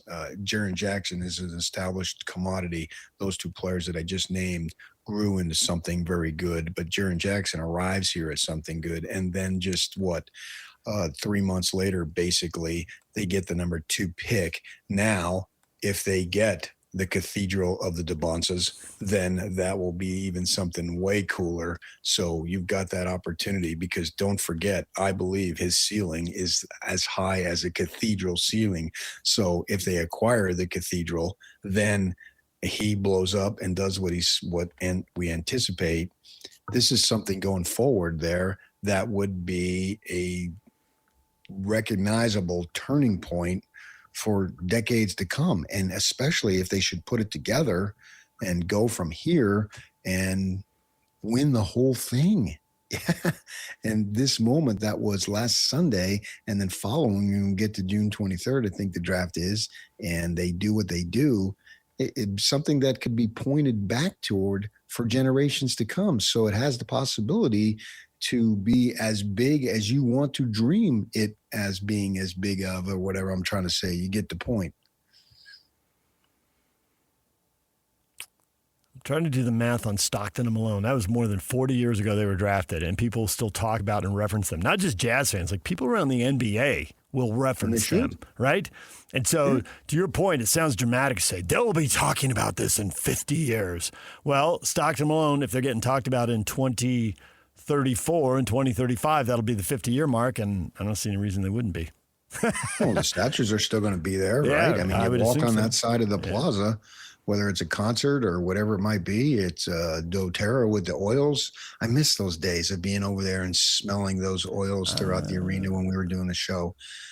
Could you oil up one of these times here so I can feel like I used to? This has been a bad hour. Oil up and take your shirt off for social media. I don't know where we're going in the next hour, but this is not trending well for me, Yak. Got some guests lined up, so that'll help. I think so. It's definitely Friday, we would though. know that the oil people were in there, and we'd be able to smell it, and it always smelled a little more beautiful. I felt a little cleaner somehow, even though I've never done any of that stuff. And everybody sees the statues anytime you go over to the arena from that, the south east side. And so clearly they'll be talking about it 10, 20, 30 years from now, however long there's a Jazz and there's an Earth, I guess. So with that in mind, this has the opportunity.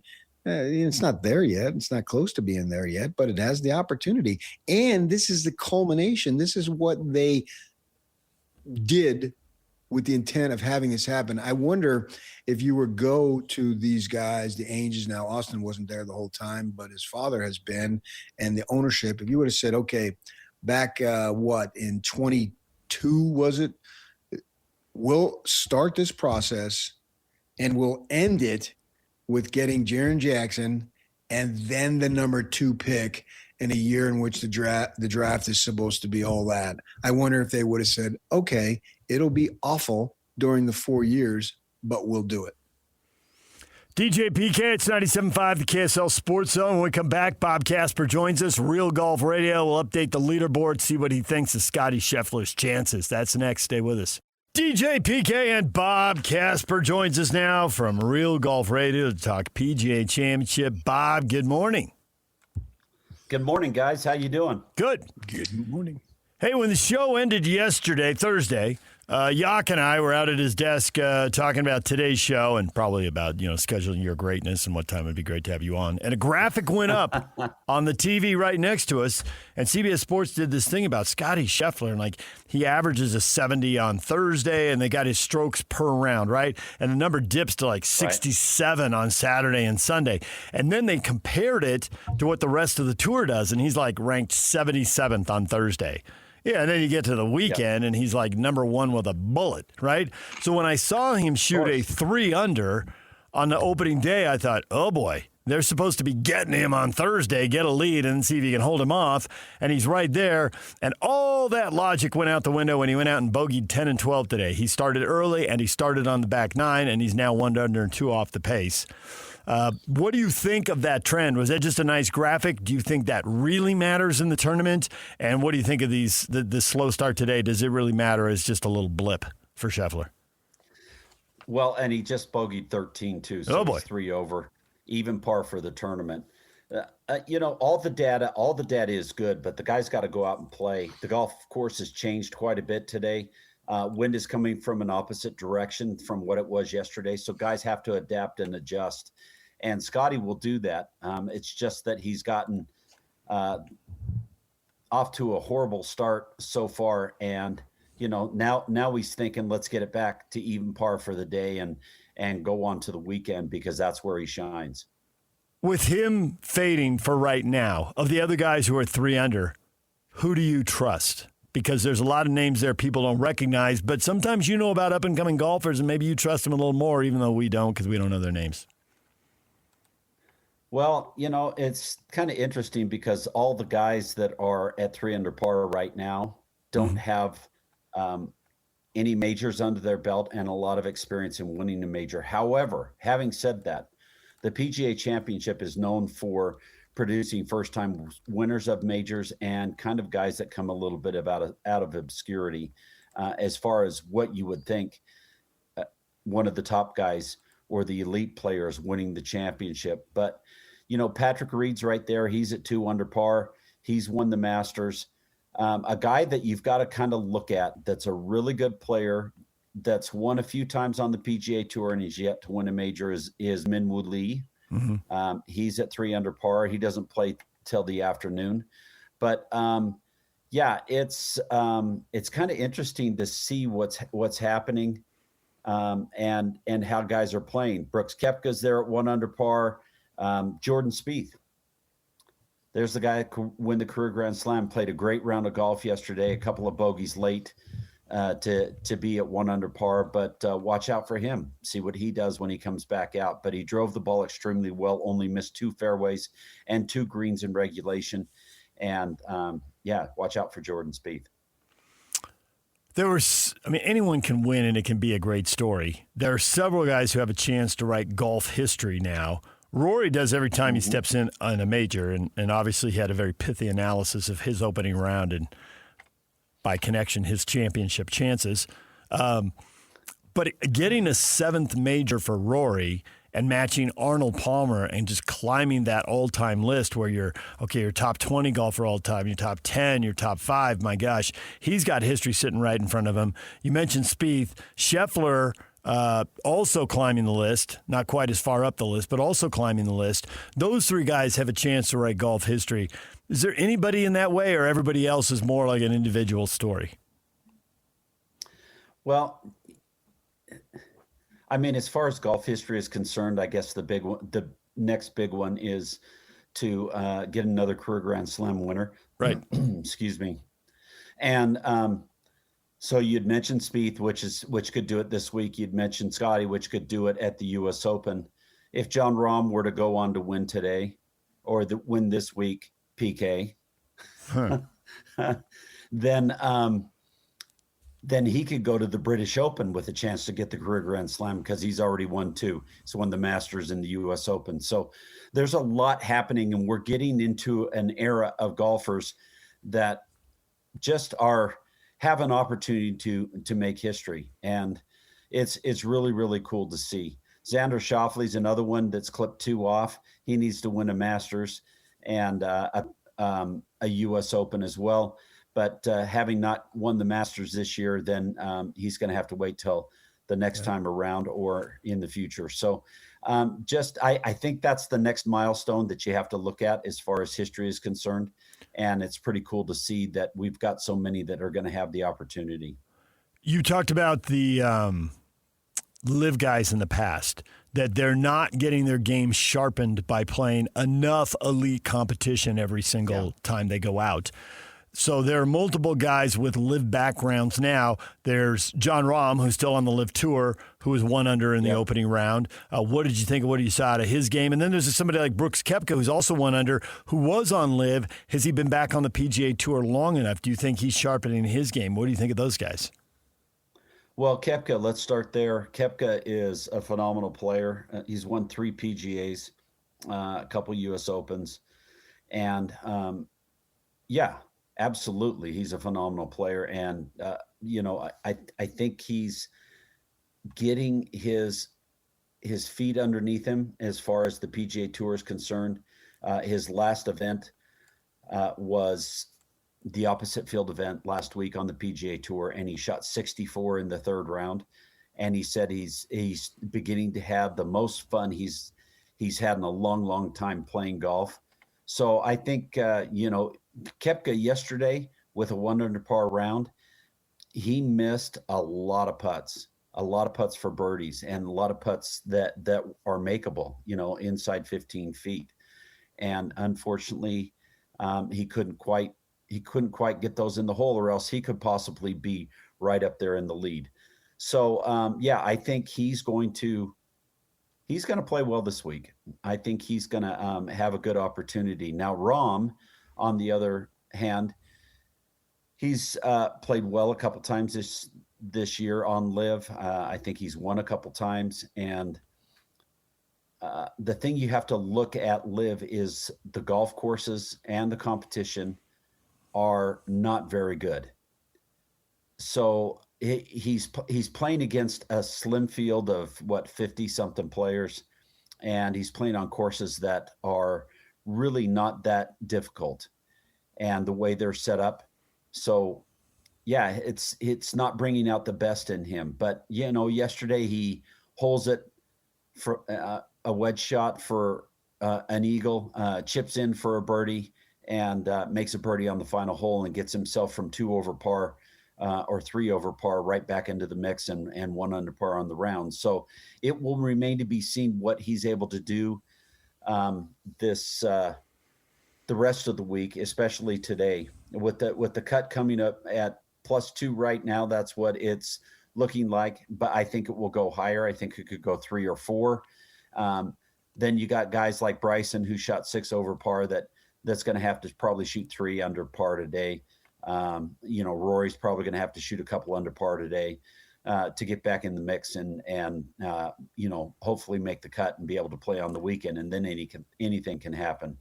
But the golf course is set up. The guys it's funny thing is, guys at the beginning of the week were saying 15, 20 under par is going to win this golf tournament. And Kerry Haig, who's the setup guy for the PGA of America, he said, well, okay, we'll see if that's going to happen, because I'm going to start sticking flags in places where it's not going to be easy to get the ball close to the hole to make a bunch of birdies. And that's what he did in the first round. It looks like that's what's happened in the second round as well.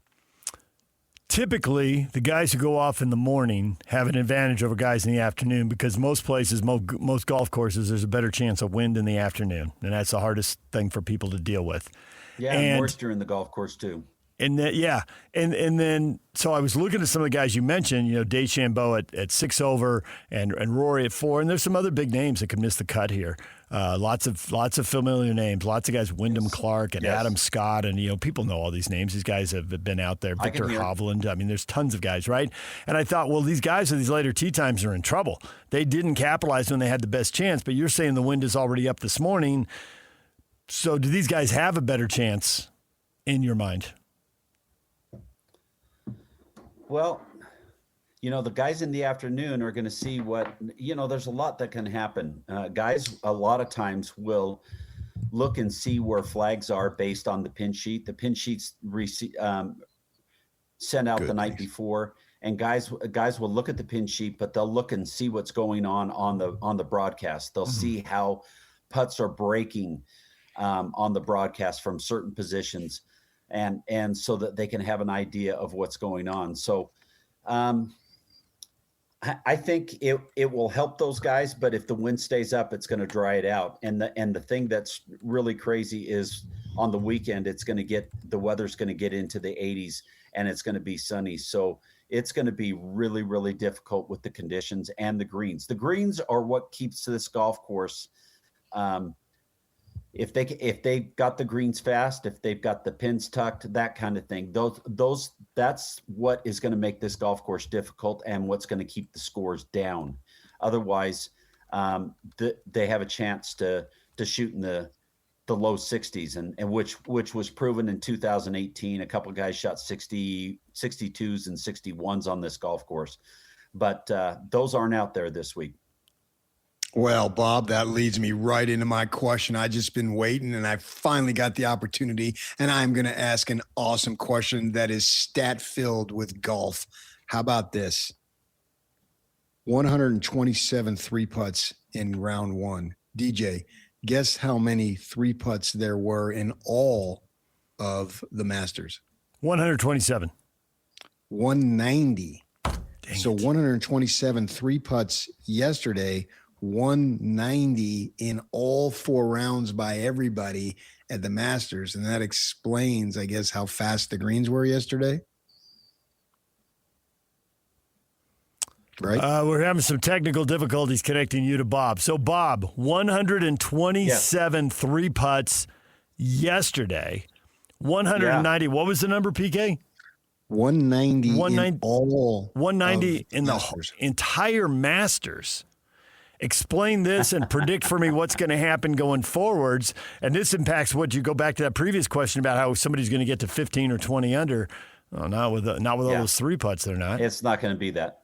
No, it's not going to be that. I would say it would probably be somewhere between 10 and 12 if we're lucky. If the conditions stay dry and the greens get firm and fast, as well as the fairways, then you're going to see maybe 10 under par, 10 to 12 under par. That's what the head pro called earlier in the week. But these greens are very reminiscent to Augusta National. They have a lot of slope, a lot of undulation in them from back to front, but they are bigger. And because they are bigger, they can tuck them in places behind bunkers, also on flat areas on the crest of ridges. They're doing a phenomenal job in keeping these guys on their toes, they're walking on ice, so to speak, with the greens. And so that's the biggest thing that's going to keep scores down is firm, fast greens and being able to tuck the flags and put them in places where guys can't get to them as well. Did you like that DeChambeau putt where he's up on that ridge and he just barely taps to get off the ridge and then it rolls like, I don't know what it was, 50, 70 feet, whatever it was, past the hole? Yeah, that was number 11 yesterday. Yeah, is that good for the sport? I mean, on the one hand, you say, hey, you got to control your irons going in there. You can't be above the hole. That's right. But on the other hand, there is a certain amount of, what are we at a, pitch and putt with the AstroTurf and the 4-year-old birthday party? I mean, what are we doing? Well, again, you've got to control your ball. You've got to keep the ball underneath the hole. If you get above the hole on this golf course, you're going to have a difficult time keeping putts close to the hole so that you can either make it or so that you can either, get a 2-putt. Unfortunately, he was just off the back edge of the green. He hit it too aggressively coming into that flag. And because that flag was on a flat area, kind of up on a little bit of a ridge, and he got above the hole, he just barely got it on, and it went, like you said, 50, 60, 70 feet below. You'll see guys putting it off the green this week and down away on that same hole. Saw it happen a couple times yesterday. But that's just the nature of the beast with this golf course in the greens. And, it's a Donald Ross design, and it's a beautiful golf course. And the guys are going to have a test. It's going to be great to watch. Bob, we'll leave it right there. We appreciate your time. Enjoy the golf all weekend. We'll talk to you on Monday, and we'll see if any of us got the winner right. You got it. All right. Bob Casper, Real Golf Radio, joining us. DJ and PK. Pablo Mastroeni is coming up at the top of the hour. Stay with us. Yak is still trying to chase down David Locke. We'll see how that works out. DJ and PK, it's 97.5, the KSL Sports Zone. They've been doing it for a while. This is Jake Scott and Ben Anderson. Covering the Jazz for the Deseret News, she's our good friend Sarah Todd. Sarah, you were in the draft lottery room. How would you compare this year to what you'd seen in the previous 3? This year, it felt like there was a lot riding on, and there's going to be lottery reform after this year. So it was like the teams who tank this year, this might be the last year where you can really tank hard and give yourself the best odds at getting a high pick. When the Jazz are announced that the combination for the second draw, Austin Austin Ainge. He does the Tiger Woods fist bump, and he says, yes, it was just so nice to see emotion. And the third combination that was drawn was also Utah. And so that gets discarded, but it was just like punctuation. Like all the work we did gave us the best odds, so much so that the second and third combinations were drawn for us. We get a high pick. We did it. Catch Jake and Ben afternoons from 2 to 6 on 97.5, the KSL Sports Zone. DJ and PK, if you're looking for info on the PGA Championship, Bob Casper and Brian Taylor are on the air all day, every show here on The Zone. And also, you can get them on YouTube, as all of our shows are podcast and posted to YouTube and KSLSports.com. Bob Casper and Brian Taylor's appearances are brought to you by Mountain America Credit Union, Mountain Supply, Black Desert Resort, Hoobs Vision, and Uinta Golf. PK, you put up a question on our Facebook page. It's been a full week now.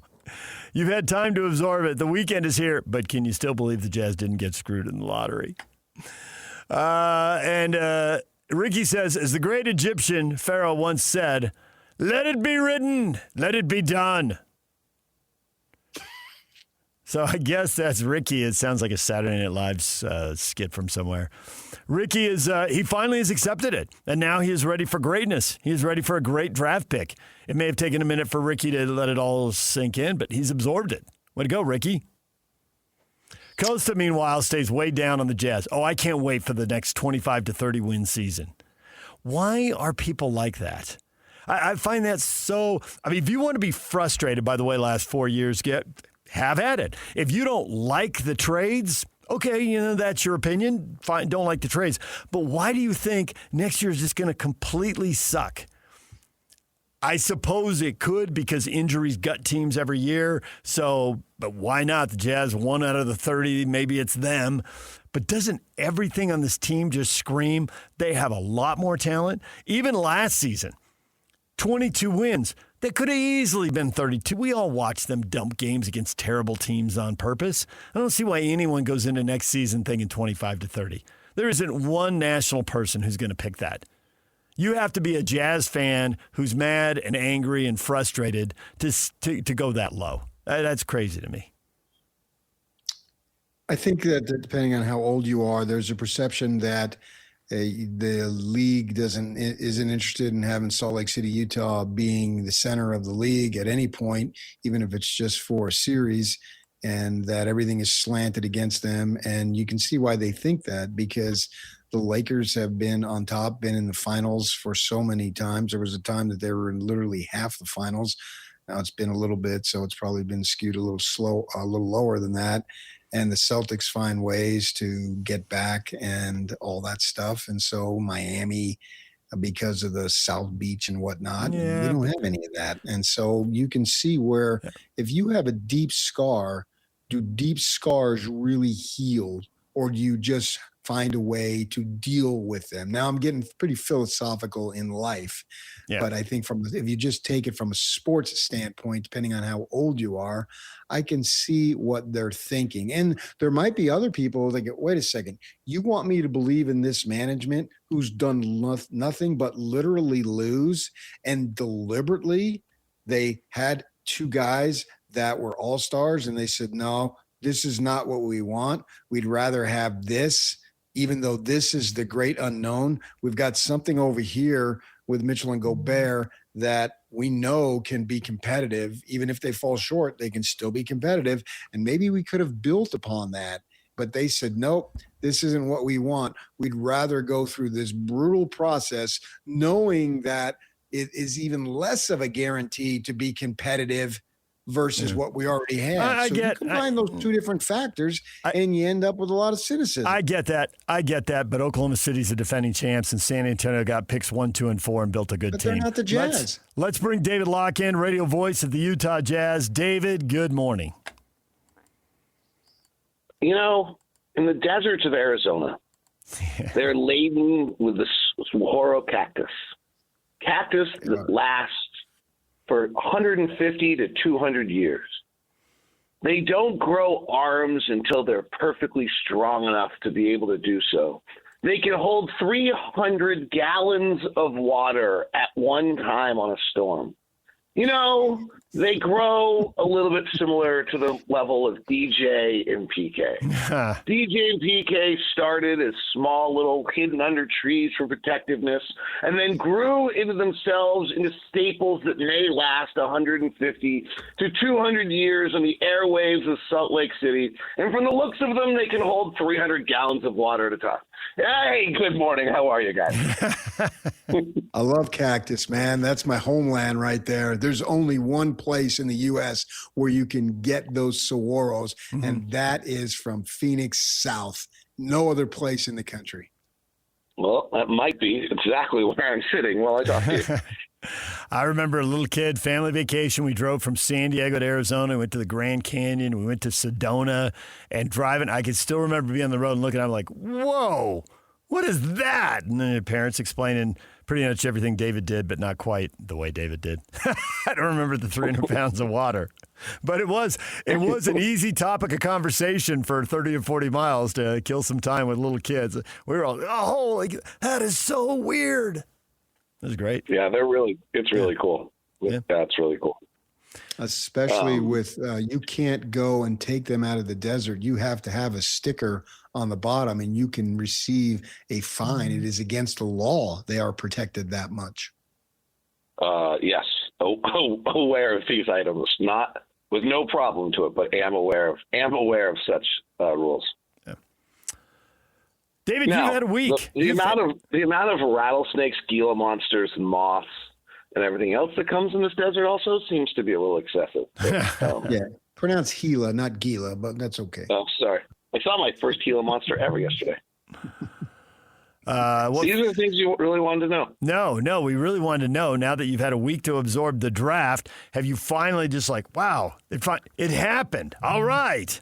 Who's going to be the Jazz Gila monster? Yeah, right. I actually did, David. I did exactly that. Like, freaked out on Sunday. Mm-hmm. Kind of still freaked out on Monday. Tuesday, Wednesday, like, went into pure analysis mode. Like, let me watch all of them. And then, like, yesterday woke up and was like, holy crap. We get to choose. Like, we get one of these guys. Yep. Like, they're not perfect. I feel like they were portrayed to be perfect all season long. I think they're really, really good. This draft's going to be good. I don't actually, not entirely sure it's not just going to be like every other draft that's ever existed, right? There's going to be, of the top 10, there's going to be a bust, and there's going to be 7 really good players, and there's going to be 3 all-stars and 1 superstar. Like, I'm not as convinced as everyone else that this is like the 1980, like they opened the lottery with like, it's going to be like the 1986 draft. I was like, okay, let's. I feel like we're hyping it a little bit. I actually think I'm not sure. I will say this. I'm not sure we've ever had a combination of 2 years back to back where this much talent's going to be infused in the league and this much high level talent. Because I actually think last year's draft is going to turn out to be, now that we have a year of data, be the one that really these guys were incredible. And even like just, seeing Carter Bryant play for the Spurs in the playoffs, like that's pretty unusual. The 13th, 14th pick is playing in playoff basketball right now. So I think, it's incredible, absolutely incredible that we get to add this talent. And really, if you just get to kind of DJ's or PK's point, which is, the cynicism of like, hey, we had these 2 guys and we've moved from it. The rebuild felt like it was just on perpetual, like, treadmill, right? Like you were just going forever. Yeah. You saw no end in sight.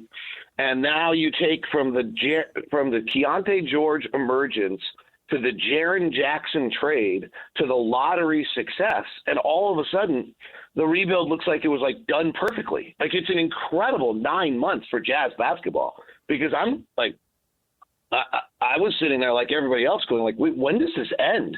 And how do we ever get enough players? And oh my gosh, are we about to be bad for 20 years?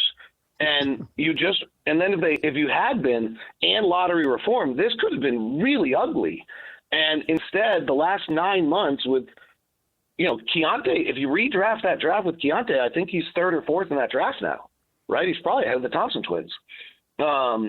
And so you suddenly have that. You have the emergence of the brilliant trade for Jaren Jackson and the lottery luck. And this thing lined up. All of a sudden, it's like, let's go. And frankly, the Lowry and Jaren are overpaid a tiny bit, but the salaries line up pretty darn well, too, for this thing to go for a long time. So it's pretty incredible where we sit right now.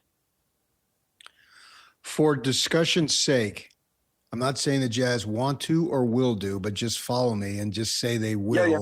What is the point? Why would they trade up to get AJ? Because you think he's going to be one of the top 8 players in the NBA. It's really simple.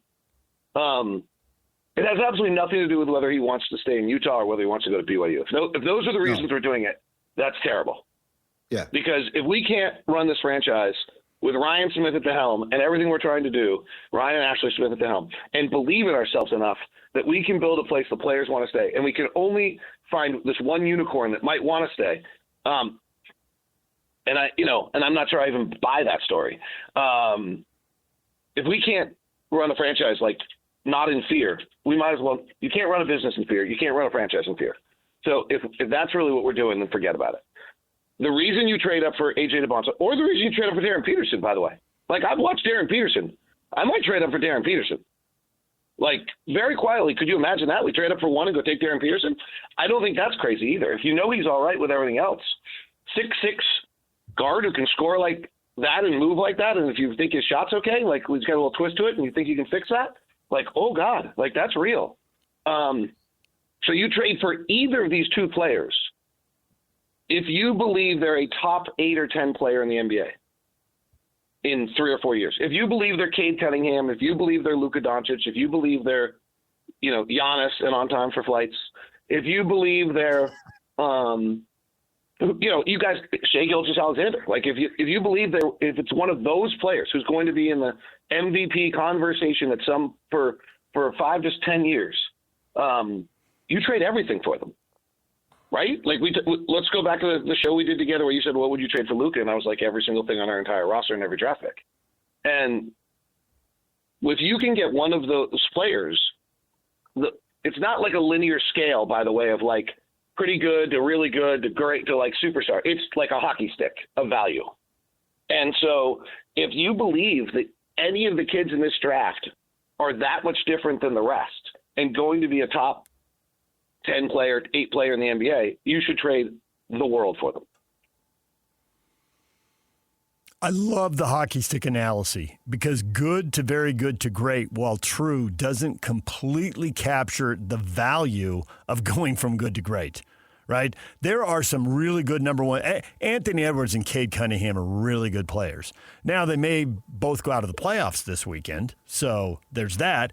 Victor Wembanyama, that holy cow. It's not if he's going to win a championship, it's when, isn't it?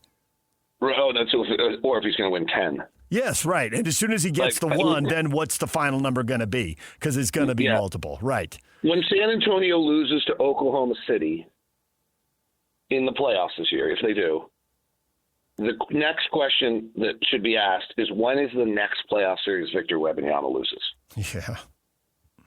Because it might be like 4 years.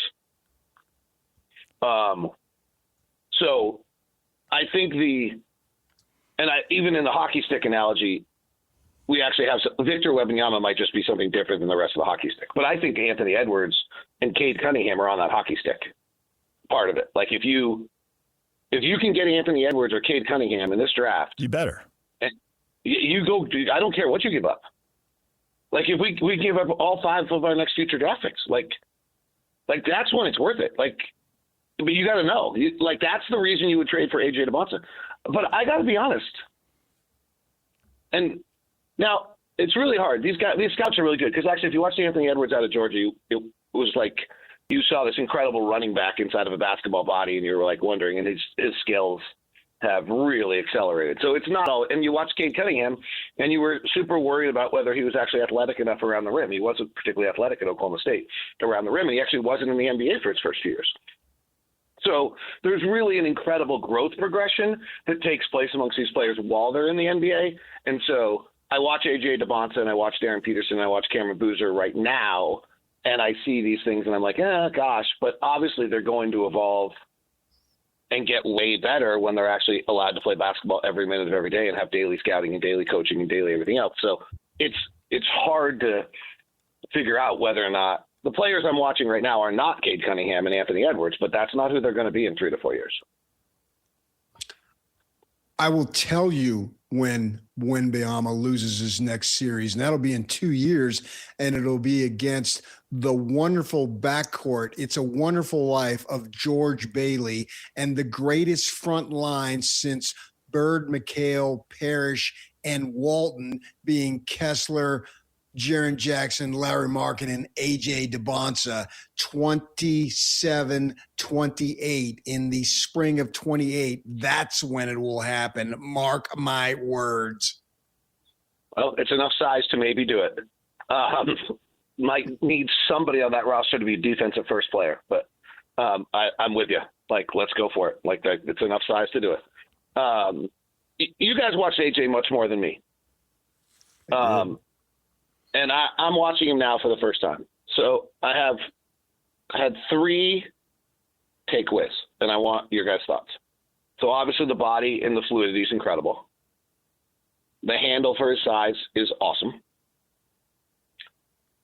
There is 0 space on the floor for him to ever go anywhere. So it's hard for me to evaluate.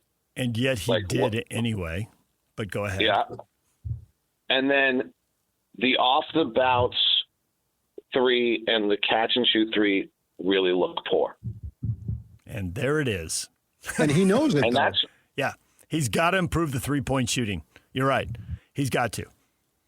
You really can't be without that shot. You're Paulo Banchero, and Paulo Banchero can score a lot of points and do a lot of stuff, but it's not working in Orlando.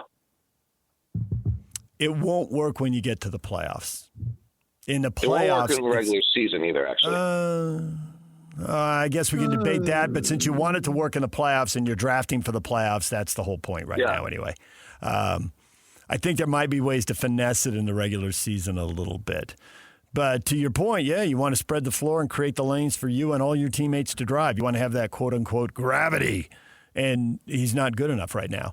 But if he did have that, then he'd be talked about as a slam dunk number 1, and there'd be absolutely no chance that, A, you could trade for him, or B, he would fall to number 2.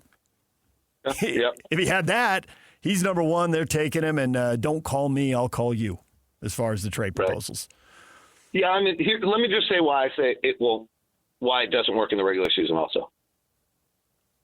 If you're a non-shooter in that manner, you have to have the ball in your hands all the time. And that's what happens to Orlando, is that Banchero is really, really good, but if they give the ball to Franz Wagner or they give the ball to Desmond Bane or they give the ball to Jalen Suggs, all good players, and Banchero's on the floor, no one's guarding Banchero. Because they don't care if he kicks, catch, and shoot 3. And they know they have enough time to get back to him. And so it clogs up the entire rest of the offense. And that's why Orlando's 22nd in the league offensively every year. So that's why I make that comment, that it's a big deal. By the way, I think both these kids are obviously there's Darren Peterson off-court issues with what's going on with his body or whether it was physical or not. Yeah. Issues that are real, figured out. But I got to say, some of his fluidity and movement and things like that. And then I'm looking at the NBA right now, and Jalen Brunson's dominating a series, and Donovan's dominating a series some of the time, and Cade Cunningham's dominating a series some of the time, and Shai Gilgeous-Alexander's dominating a series. And I actually begin to wonder whether, for the first time ever, I'm looking at 6'9" versus 6'6", and I'm like, well, maybe I want 6'6". Well, maybe I want the pure handle guard more than I want the 6'9" big wing. If you even go back to last year when I watched Ace Bailey and Dylan Harper, my very first reaction was I thought Bailey was 6'10" at the time. But I was like, wait, why would I possibly take 6'3" instead of 6'10"? And watching the NBA right now, I'm actually beginning to wonder if 6'6" ball handling guard is actually a more important prototype than archetype or whatever you want to call it player than the 6'9" wing. But it depends. If he becomes Luka, then you're fine. But right, Boston's ridden those wings to a lot of success, and all the guys you mentioned they're good. But back to the hockey stick, let's add up all of their conference finals, all of their NBA finals, and all of their titles, because the Jazz are trying to win a title, but they certainly want to open the championship window and get to the Final Four. Now, maybe if it's horses for courses, right? Hey, if this is who Wembanyama is, build a team that is the Spurs' kryptonite, because that's who you're going to have to beat. And so maybe there's some logic. I have no idea. I have what no that is. idea what. It might be a team that has to take 73s, actually. Because he can't block every 3-point shooter, right? I mean, he just takes away half the court. If you watch the game and understand what's supposed to be happening and where passes are supposed to go and where guys' routes are supposed to be, he literally within 5 seconds to 7 seconds of every possession ruins what the other team is doing and what their natural movements are supposed to be with his presence. It's incredible.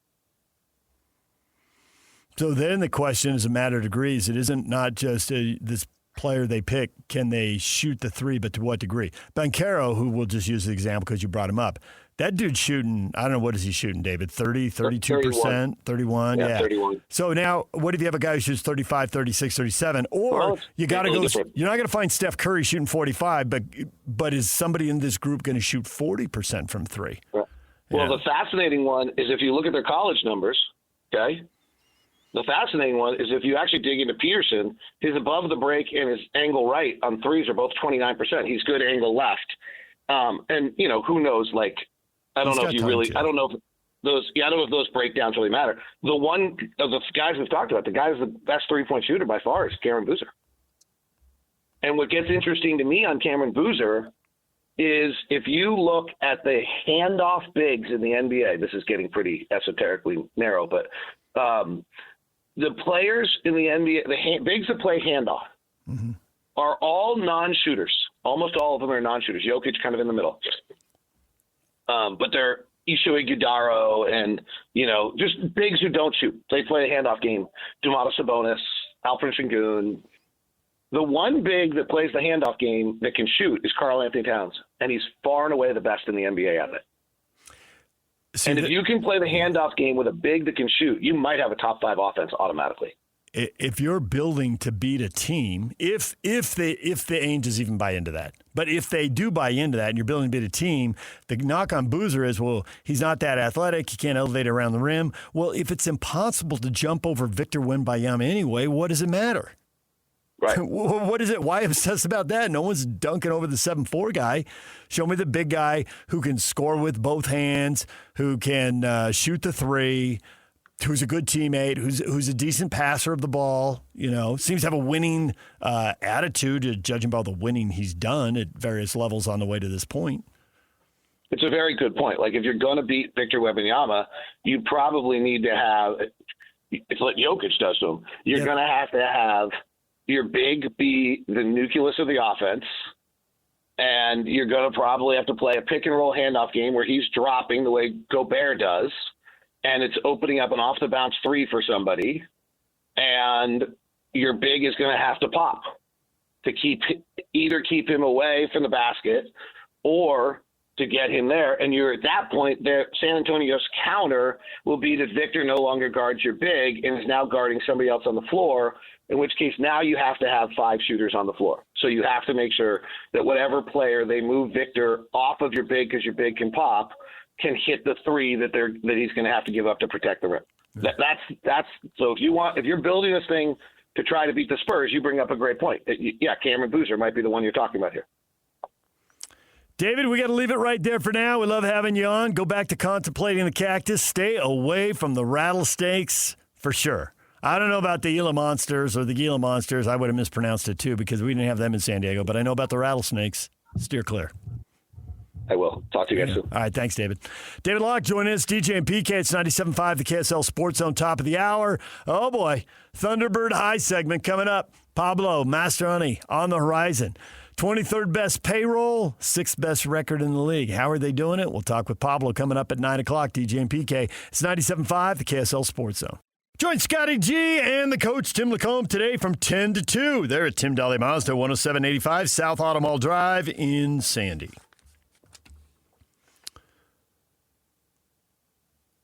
PK, David Locke always throws out a lot of stuff. There's a lot of stuff to chew on and to think about there. What are you chewing on? What are you thinking about? I got to say, we didn't talk about Lauri Markkanen, but he got me thinking about Lauri Markkanen. Why? I just have this nagging feeling that Markkanen, having been paid $50 million, that's star-type money, and he just doesn't strike me as someone who is going to be the star on a championship team. He doesn't carry himself with that kind of alpha dog type leadership that we're used to seeing. That just, I don't know if Edwards is good enough or not, but he does seem to have like the moxie and the energy and the kind of stuff you want to see. But what Lauri Markkanen does have is a remarkable skill set, and maybe what he is, the best version of him, is not the alpha big dog, I'm the guy, right? But he is an elite role player. Now, he's not being paid like an elite role player. An elite role player, like Derek White in Boston, in my mind, is an elite role player. He'll never be a star. If he's your second best player, you're not good enough.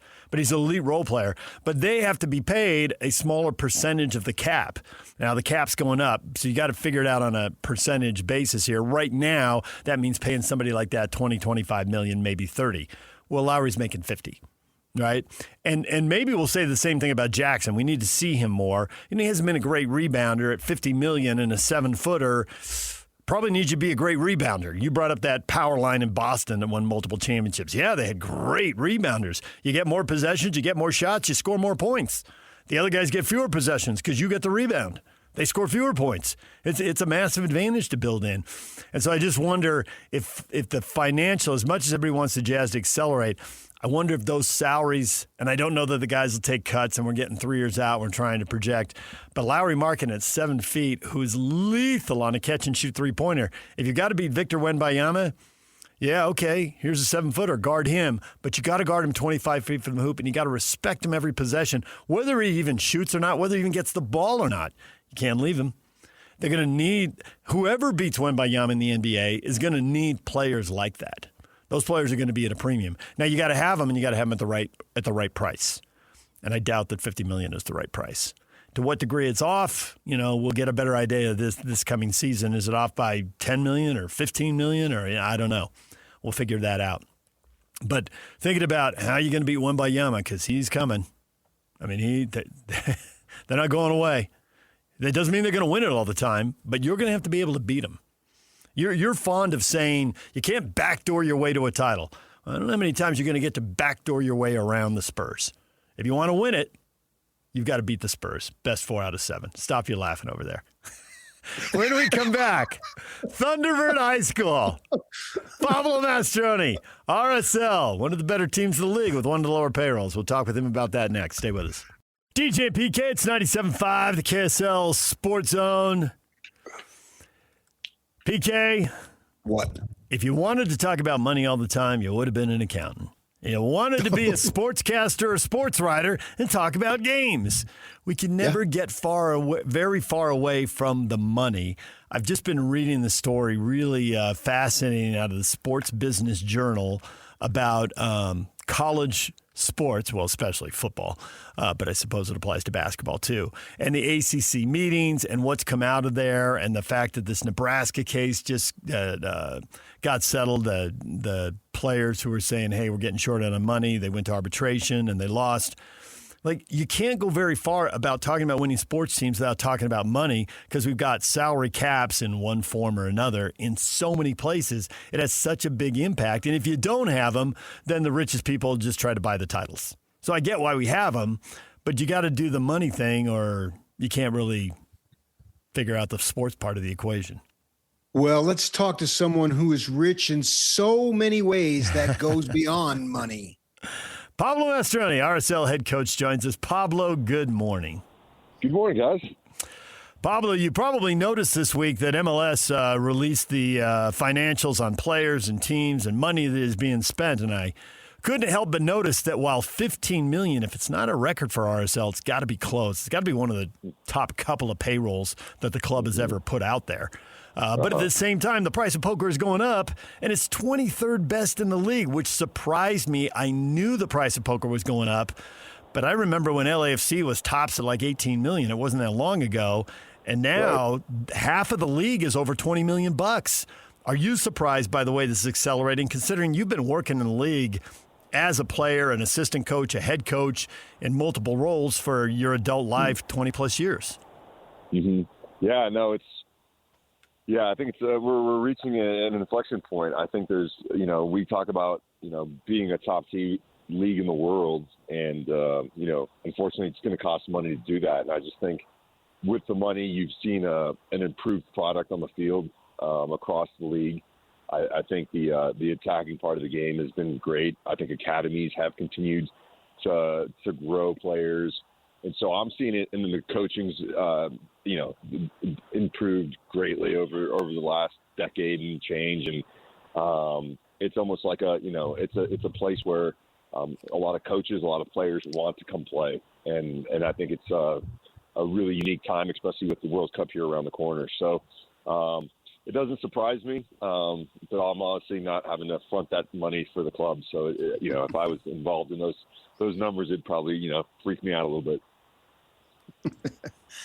After the loss the other day, you were just pounding the word structure about what you needed to see. And I was wondering if you can elaborate that to help me understand exactly what you were meaning.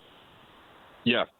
So, again, I think there's the reason why people are positioned where they are on the field is to maximize the spacing between our players, but also ask questions of their players. So, in other words, if you have, say, there's 4 different lines, and if they maintain their structure, then we have pre-planned, pre-thought, pre-worked strategies to break down those different formations that we go up against.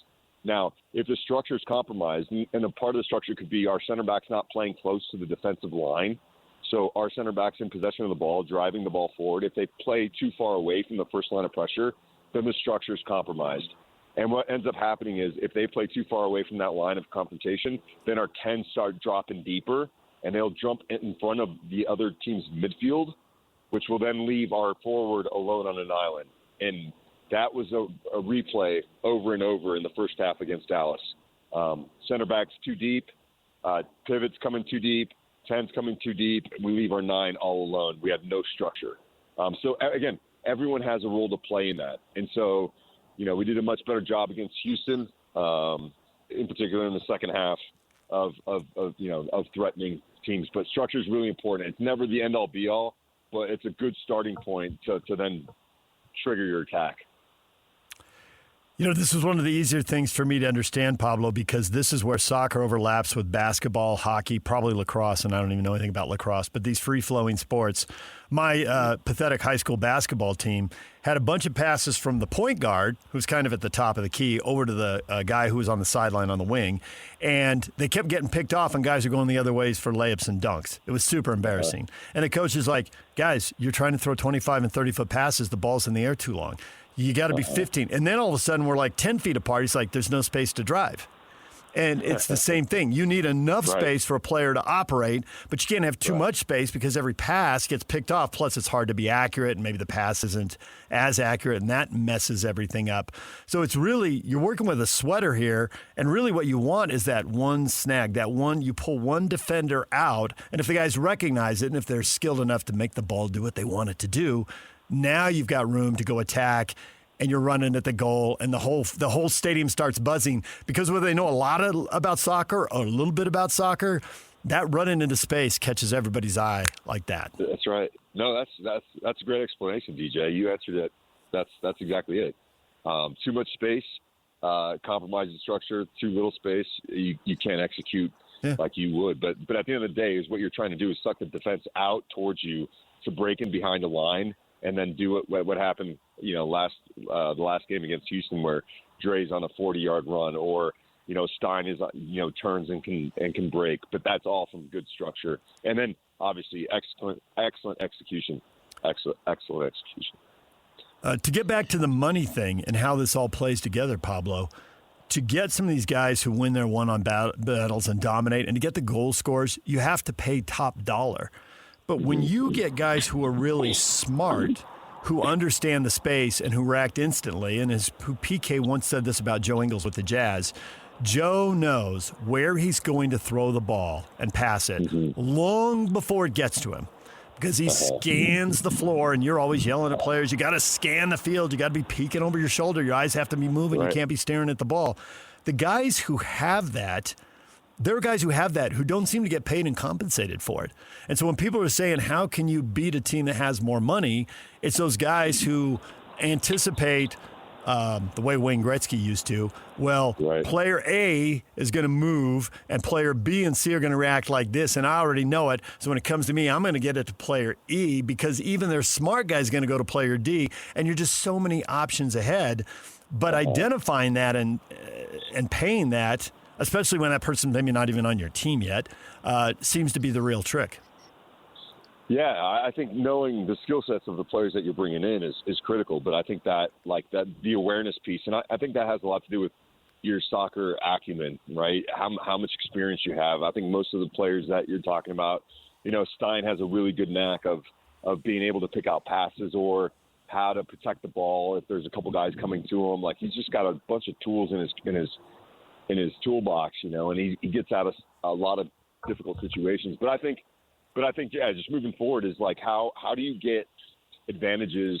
And the biggest one is making sure that everyone's on the same page. And I think eyes up is something that we use around here, and getting these players to understand that there's a play to be made 2 seconds before it actually, happens. And I think once we start speaking as a collective and thinking about it, the game as a collective, then I think you can find ways to not have to break the bank to get a special player. But special players make the difference, and I think we have a couple special players this year in the guys up front. That stuff you're talking about, how much is that on you and your staff to make sure the players understand that, and therefore they're taught that so they can get in a position to do what you want them to do? Yeah. No, it's I think all top players in the world have it. I think for us, it's really starting to coach the guys, the younger guys coming into the group, and then emphasizing it with the guys that have experience and have been here. So I think it's obviously the onus is on always the coaching staff to get the most out of the players. And I think in this particular concept, it's a fundamental part of the game. And again, it's impossible to play one-touch soccer if you don't know where you're going before you get it. And so you'll often see the best players in the world that can play one touch. And then, when Muna's combining through the middle of 4 or 5 players, he's playing at this level, right? When players are doing a lot of dribbling, it's probably because they're thinking while they're running. So unless you're going 1v1. So it's definitely an aspect of coaching that we've got to make sure that we get across to the players for sure. I saw a quote from Gozo about wanting to do a couple more months and then go to Europe because it's always been his dream. Now, I saw it on social media, so number one, I don't know how accurate it is. And number two, there's no tone. You can tell when you hear somebody's voice whether it's aspirational or whether they're 100% locked into it. So I had a lot of questions when I saw that because I thought, he's going. I get he's going, but the timing of when he goes isn't clear to me. Maybe it's not clear to anybody else either. I just wonder how he talks about that around the club. I don't know how much you can give up of your conversations with him or how many you've had with him, but what's a good timeline? And if he leaves mid-season, it's going to feel like Gomez all over again. Yeah, but you got the 6th best record in the league with the 23rd best payroll. But if he goes, it feels like there's a whole lot of starting over happening to me. Right. Yeah. No, obviously we've talked about it internally, and obviously we don't want to lose Gozo in the middle of our season. And, I think there's still a lot of conversations happening. My conversation with Gozo has always been the same, and it's the same with every player. Is like, wherever you want to go in the future, the only road is to get there is through here, is through now. There's no other way. So the most important thing is staying focused and staying present. All the while, there's these big dreams that lie up ahead. So, I think at the end of the day, I think the Andres Gomez situation didn't sit well, or it wasn't, and it didn't end up being good for the for the guys and for the club, and so I think with ownership and front office, there's obviously a plan in place, and they've been in contact with Gozo and his representatives, and just trying to find the best solution for for Gozo really at the end of the day, and making sure that we also don't shoot ourselves in the foot by maybe moving them too early. But again, I think there's a lot of variables that go into that, what the transfer looks like if it does happen. But just to be clear, like, I think Gozo would be, a star here in Salt Lake for many years if that's what he wanted to do. And again, just really enjoy working with him and think that he could, turn this place into a real legacy team. DJ, PK, and Pablo Mastroeni, RSL head coach, joining us. Pablo, 4th place in the West right now. Are you even a little bit surprised? You know what surprises me the most is the fact that the West is so crazy, and it's just such a hard conference. That's what really surprises me. And then you see like San Diego, who was at the top last year, is kind of having a difficult time because the West is difficult, right? So I think that's what surprises me as far as our group. I thought we were going to be a really good team, and again, the proof will be in the pudding at the end. But I think that given the preseason that we had and the games that we had to start the season, and the way the guys, even with a bunch of players out, were able to compete the right way and get results. It doesn't shock me that we're in this position, but again, it's a long road ahead, and there's going to be a lot of ups and there's going to be a lot of downs, and we just got to find a way to kind of manage, stay the course through the good times and bad. But I think it's been a good start, and one that will be highlighted, I think, this weekend as well. It'll be a huge game against Colorado. 7:30 Saturday night, Colorado Rapids, Pablo's old team. You don't have to answer many of those questions anymore, do you? You kind of past that now? Yeah, it's over. Yeah, it's water under the bridge, DJ. We don't even talk about those days. We're just talking about how important it is to win the Rocky Mountain Cup this year. 3 more points, get to 25. Yeah. All right. Stop it. Pablo, thanks for the time. We appreciate it. Good luck Saturday night. Guys. All right. Appreciate it. Thank you. There's Pablo Mastroeni, who won the MLS Cup with Colorado and head coach with them, and but now head coach at RSL. Hey, DJ. Yo. Do you still talk about your old girlfriends? I mean, come on. Stop it. He used to take a lot of questions about that, and he hated it. Right, I know. Ready to move on. How would you like it if Honey just kept bringing up all the guys that proposed to her? It would bug you. Now it's probably all out there on social media, isn't it? Probably all old history. Yeah. Not like it was for our generation, thank goodness. Let it go. All right. It's gone. DJ PK, we're going to a break. When we come back, everything you missed in this show, including a lot on your Utah Jazz and Bear Bachmeier and BYU. That's next. Stay with us. Slacker Radio Headlines brought to you by Trajan Wealth. Call Trajan Wealth today, your local trusted financial fiduciary. Call them at 1-855-TRAJAN1 or visit their website at TrajanWealth.com. PK, we had the question of the morning, which was Bear Bachmeier coming off of Ron McBride's comments yesterday. Mac was just effusive in his praise. He was comparing Bear favorably to guys who were high NFL draft picks, and he called him a special QB. Don't you think he's right? Slightly provoking people with a question. I love it. Don't you think he's right? Ute fans, you're not going to disagree with McBride, are you? Cougar fans, you're not going to downgrade Bear, are you?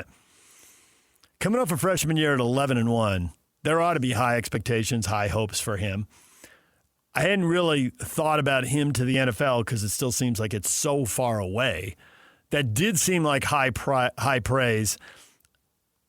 I don't know that I can either argue it or sell it, which makes it a great thing to discuss because there is no definitive answer here as far as what it's going to be. I guess right away I'd think a lot of his success was dependent on his legs, and I don't really buy much of that for NFL quarterbacks. And they tend to like guys who are a little bigger with big arms, but he's not that far off an NFL size. He's on the small side, there's no doubt. But it also doesn't seem impossible. You were talking about Fafita at Arizona. That seems impossible to me. He's just so small. And Bachmeier is bigger than that. But, he's not that 6'5", 240-pound Tom Brady. He's 240. Right. Is he 240? Oh, yeah. So how tall is he then? He's 6'2". Yeah, okay. I've stood next to him, and he's got me by a couple so maybe inches. a little on the small side, but totally doable. He's not the ideal height. I will give you that. But the weight, he's 240. Got it. All right. I do not think of him as 240, but perhaps I'd better start. Oh, he's a bear. Ew. He's a grizzly bear. The grizzly bears are big dudes. Yeah, the running thing, I don't really think of him as a running quarterback. I'm not really worried about that. I mean, he runs, but he's not running outside. Most of his stuff is getting some yards, some big yards, and against Arizona, he needed to bulldoze his way in, and he did. And that famous run against Utah was sort of up the middle, and he had blockers ahead of him, and he dragged the safety into the end zone and all that. I don't really look at him as a big-time runner. He can move around a little bit. It's what can he do in terms of passing. And if we want to talk NFL, this year will go a long way towards it, because at then that point he'll be on the radar of potentially, if he wanted to come out under the rules after the 27 season, right? So people would start talking about him going into this time next year as being a potential candidate. So we need to see what he can do with the offense at full display. We know that there were things that they weren't pushing for him this past season because he's a freshman, a first-year freshman at that, a first-year freshman who didn't even go to spring ball. I mean, he was the rarest of the rare these days, because so many of these freshmen go to the school, graduate in January, whatever it might be, and they're there participating. He didn't get any of that. And he was just literally just a few months removed. He actually did that at Stanford, so I guess maybe that could have helped, but it wasn't BYU. And so he didn't have the benefit of any of that, and that limited him to a degree, but he's very intelligent. We know that. And this year, they'll have the entire package, whatever A-Rod feels that they need to do to win that particular week, he will put in the install, and they'll go about doing it. So we'll get a much better idea of how he is, and people have scouted him and so forth and all that. So this year is a big year for his development, and I suspect he'll be fine. Yeah, but Mac was saying better than fine. Special. But I'm talking about this year. Yeah. I think he's talking special. Bear's he's projecting Bear down the line, and we're more concerned with this season. Right. He'll be special enough this year, but, remove the word enough after special.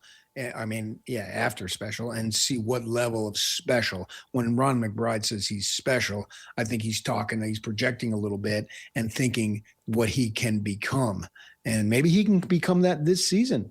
That'll be super interesting to see. I want to see him throw the ball more and do those types of things. Now, he made great decisions, if not for maybe it was just a preventative. Oh, I'm not going to go here because I don't want to turn it over. And, he didn't have that very many interceptions. It was a while before he had one, right? So now take some more chances, see what you can do, see what your ability allows you to do in tighter windows or whatnot. And I think they'll give him an opportunity to do that.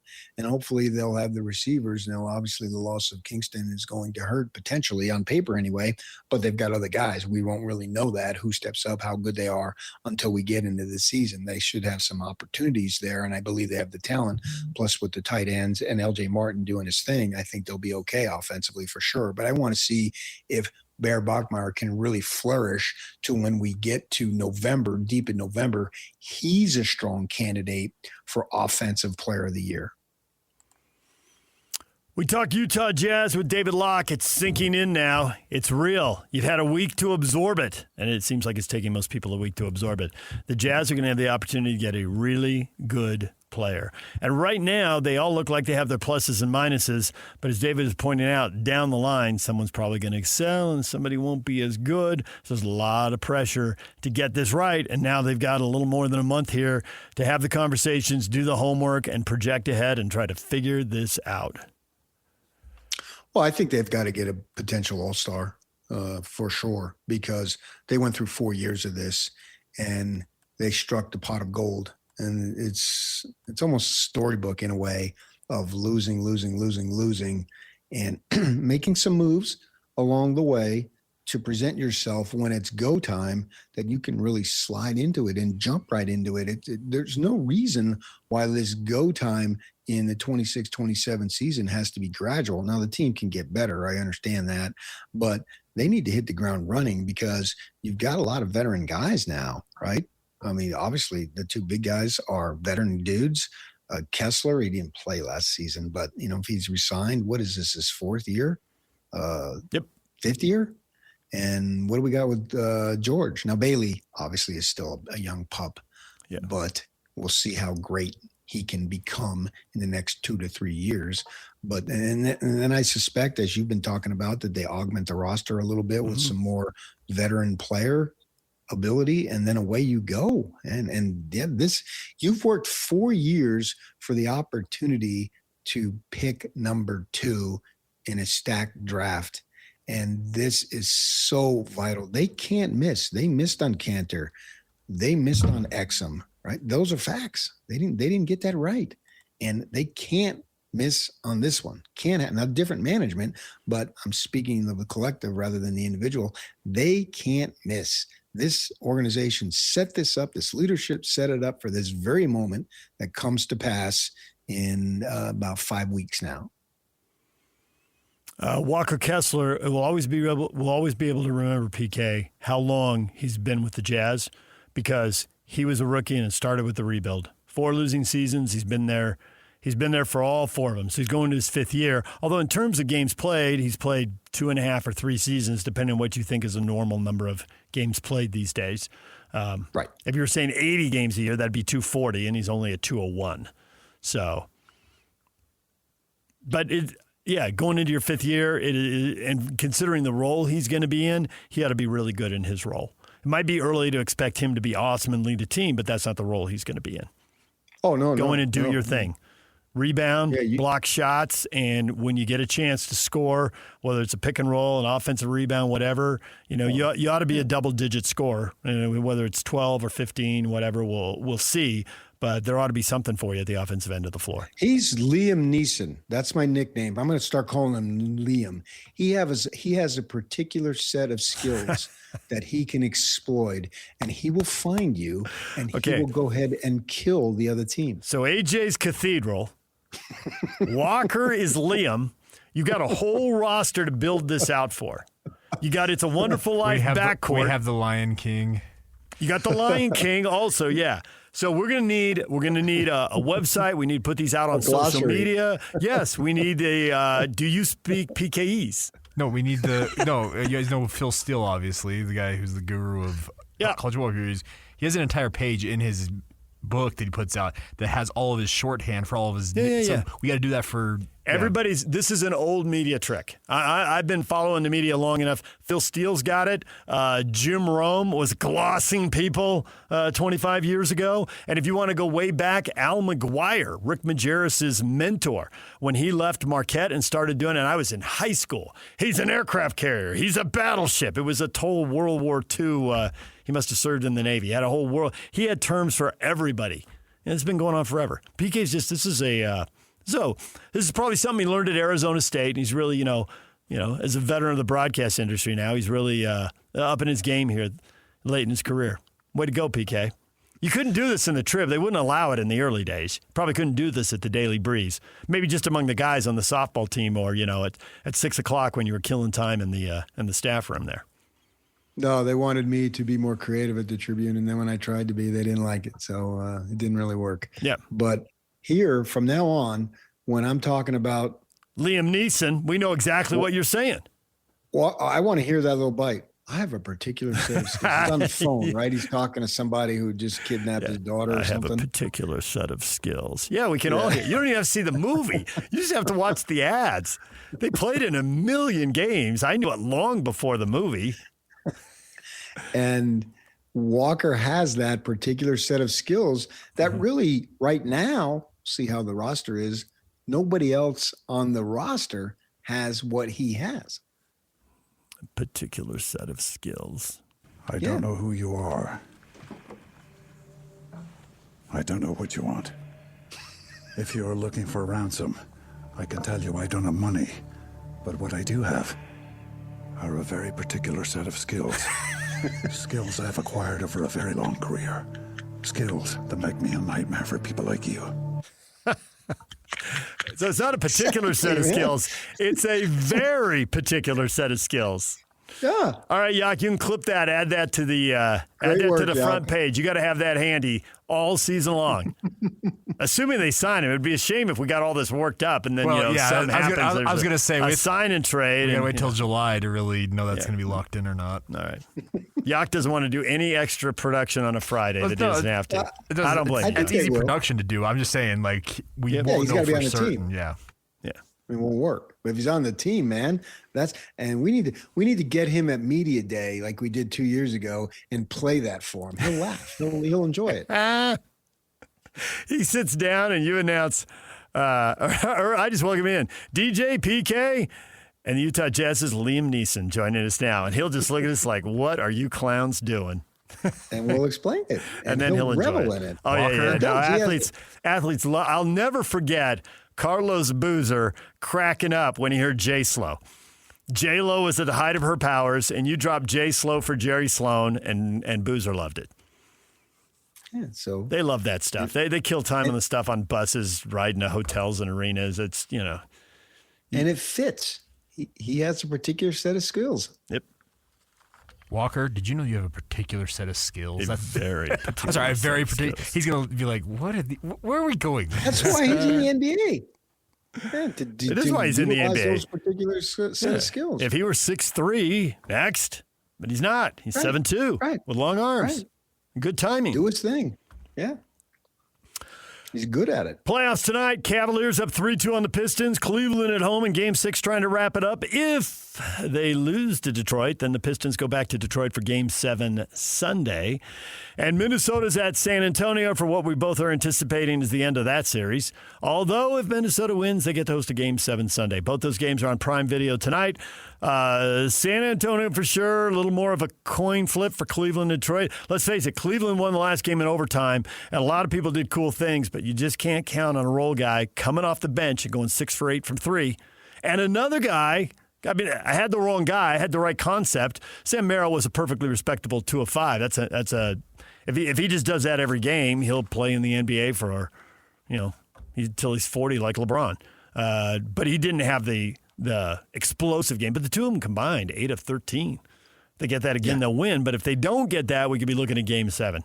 Seems like a coin flip. I don't have a good feel for this. I mean, I think Detroit's a better team, but they've dug themselves a hole like they did in the first round, and they got out of it in the first round. I don't know if they get out of it again. Obviously, the gap's smaller here. Yeah, tell me who's hot from the floor. Who's making shots? And Orlando lost Franz Wagner too, and right now Cleveland's got all the guys and they're healthy. So it's a whole nother set of problems for Detroit. Right. The baseball news, the Tampa Bay Rays and local officials announced a tentative $2.3 billion agreement yesterday for a new ballpark funded by public and private money. There'll be a little less than $1 billion in tax dollars, $967 million. Elected officials for the city and county expect to vote on the deal at separate meetings next week. We see these teams move and threaten to move. We've seen the Chargers, Raiders, and Rams move in the NFL. The Athletics are obviously moving in Major League Baseball. There was the threat of a move here. And it comes down to a lot of these times the personality of the politicians or the personality of the owner. You get a change in either or both, and then all of a sudden a deal can be cut. Otherwise, we've got moves happening, and we got all these transitions that are heartbreaking for the local fans and awkward for the rest of us and weird. I find it weird that personality can matter so much. And they got new ownership in Tampa Bay, or I don't think this deal would have gotten done.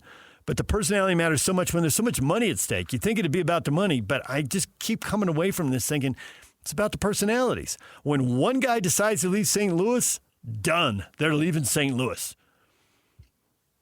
San Diego has had owners. Man, we were talking about Ryan Smith earlier. I think people here take it for granted. To A, have a local owner, whether it's Ryan or it's the Millers, and to B, to have them have the deep pockets to afford it. I've watched literally owners go belly up and be indicted on felony charges in San Diego in my lifetime.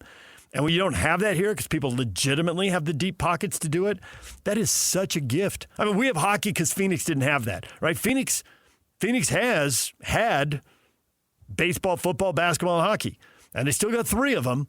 And they've had owners who can do it for a long period of time, but they didn't have it in hockey, so they're listed team. To have the deep pockets, to have to be locally rooted, and then to have the personnel and the vision to be able to work with the politicians and get it done instead of like Just pound on the table, gimme, because that always seems to blow up the negotiations. And I thought the Rays were going to get blown up, and then they get new ownership, and it gets done, which means they can proceed with expansion, PK. What's in it for you? Expansion. Maybe in Utah. That's the big thing. Yeah, right? Yeah. That's why all this matters so much. All right, and a rivalry weekend here. All the crosstown and interstate games in baseball, 10 or 11 really good series, whether you're into the Cubs and White Sox or both red hot, or Dodgers, Angels, Yankees, Mets, battles in Florida and Texas and Ohio. So big weekend for games in baseball this weekend. All right, and wherever you get your podcast, you can listen to Pablo Mastroeni talking RSL. They're at home tomorrow night at 7:30 against the Colorado Rapids, and it'll be up on YouTube along with David Locke and Bob Casper talking Jazz and PGA. Go to our YouTube page, go to KSLSports.com, and you can catch up on those interviews. When we come back, your feedback next. Stay with us.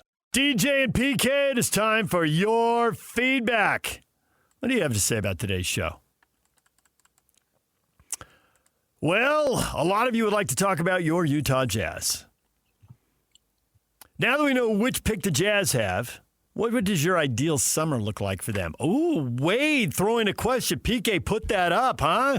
That's a Monday topic from Wade right there. Good work, Wade. You're the man. What is it? Now that we know the Jazz have the number 2 pick, what would your ideal summer look like for the club? Oh, for the club? Yeah. Okay. For them. What would it look like for them, he says? Because my ideal summer has nothing to do with the Jazz. Yeah, well, we get that. But see, if you throw that out there, a bunch of our listeners are going to talk about Lake Powell, and that's just going to irritate you because there's no waves. You're ocean guy. You're not lake guy. Which, by the way, I'm ocean guy too, not lake guy. I'm totally intimidated by the thought of renting a houseboat. I would just go halfway up the canyon and something would break and then I'd be stranded and people would probably die or be maimed. Yeah, it would just be horrible. I have no training. Hey, a man's got to know his limitations. I am set up to go to the beach, the chair, the towel, whatever, waves, sun. Now I'm good. I got that. How long are you good for? Personally, I'm good all day. I'm usually dragged away by family, but I'm good. I'm good at the beach at 8 a.m. That's a different experience. My grandfather would go run and walk on the beach in the morning. I love that. Those are great memories. I could set up the beach chair, go 10 to 3 if that's your thing. When we go visit the relatives in Hawaii, which we haven't done in a long time and I can't wait to do again, a lot of times there, go to the beach at 2 or 3 and miss the heat of the day because I burn so easily. And it's great. He'd be at the beach 2 to 6. That's good. I like that. We'll bring an umbrella. Yeah, he can. But I tend to get out in the water and all that. I still end up burned. Yeah, the things that happen. I know. All right. First world problems, right? We got people reacting to the Bear Bachmeier stuff. This is off Ron McBride, effusive in his praise of Bear Bachmeier, calling him a special QB. And you know, what do you guys think? And Chewbacca says, I'll bite. And then he's got the fish on the end of the fishing rod. Nice. He says, in the words of the great philosopher PK, if we call everyone special, then no one is special. Is he good? Potentially even great? Maybe. But even that's all relative. What's great in college football can be undrafted or washed out in the NFL. That's a fact. Yeah. I mean, that's happened many, many times. That's no big deal there. Even number 1 picks. I mean, Sam Bradford, I think, was a number 1 pick. Didn't do a whole lot in the NFL. So, yeah, that's a proven commodity there that you can set your watch by it, that there's going to be quarterbacks who wash out. You can be the number 2 pick. Somebody here locally. So, yeah, obviously. I'm a little apprehensive to put the special label on him right now. I want to see more. I'd agree. But he was really good as a true freshman, and they went 11-1. And obviously that's partly the team around him too. But it's hard to go 11-1 covering up for below-average quarterback play. That was above-average quarterback play from a true freshman who, as you point out, wasn't even there for spring football. He is the rarest. There's a lot of freshman quarterbacks, but a lot of them are redshirt freshmen, so they've had a year to get ready. And others come in the spring and at least have that to prep, and he didn't have either one of those things and shined. Right. Jack says, well, I think all the BYU fans are special. I guess Bear's special too, but he's a different kind of special. So that's just Jack taking shots at BYU fans. I think by and large they're special people and they're loved. Special. Oh, man. Let's see. Brian says, you may want to take another look at the way that question is worded. Why? I think he didn't like, don't you think he's right? Leading the witness, Your Honor. Brian thinks I'm up too early. Okay. You got to draw emotion, man. See? You just don't. I don't do neutral. That's not my way. It's sports. We need to have opinions. We need to have fun with it. Not what do you think? No, I want to throw something out there to get people to respond because then we find out what you think. Jacob says TBD. Jacob isn't weighing in on a freshman, not going to project it. Michael says he's a very good runner and he's an okay passer. I think he's better than an okay passer. He's better than okay. Yeah. I don't think he's a very good runner. I don't see that. He runs when he has to up the middle. He's not going to get wide. He's not going to rip off a Steve Young 50-yard run, weaving and bobbing. No, he's going to run somebody over. Three-man weave. Yeah. Okay, but that – see, this but he can running run quarterback, and get some yards. You definitely want a mobile quarterback who can buy more time to throw. And you want a guy who can convert a 3rd and 4 or whatever. And that's what Bear can do. The Steve Young run – while I will watch it 50 times, and I have, every time it pops up on social media, I start counting the Vikings who are missing. So I get it. It's a great highlight. But if you think you're building a winning team around that, you are crazy. That's what Steve did early in his career when he lost playoff games. I think actually that was in a playoff game.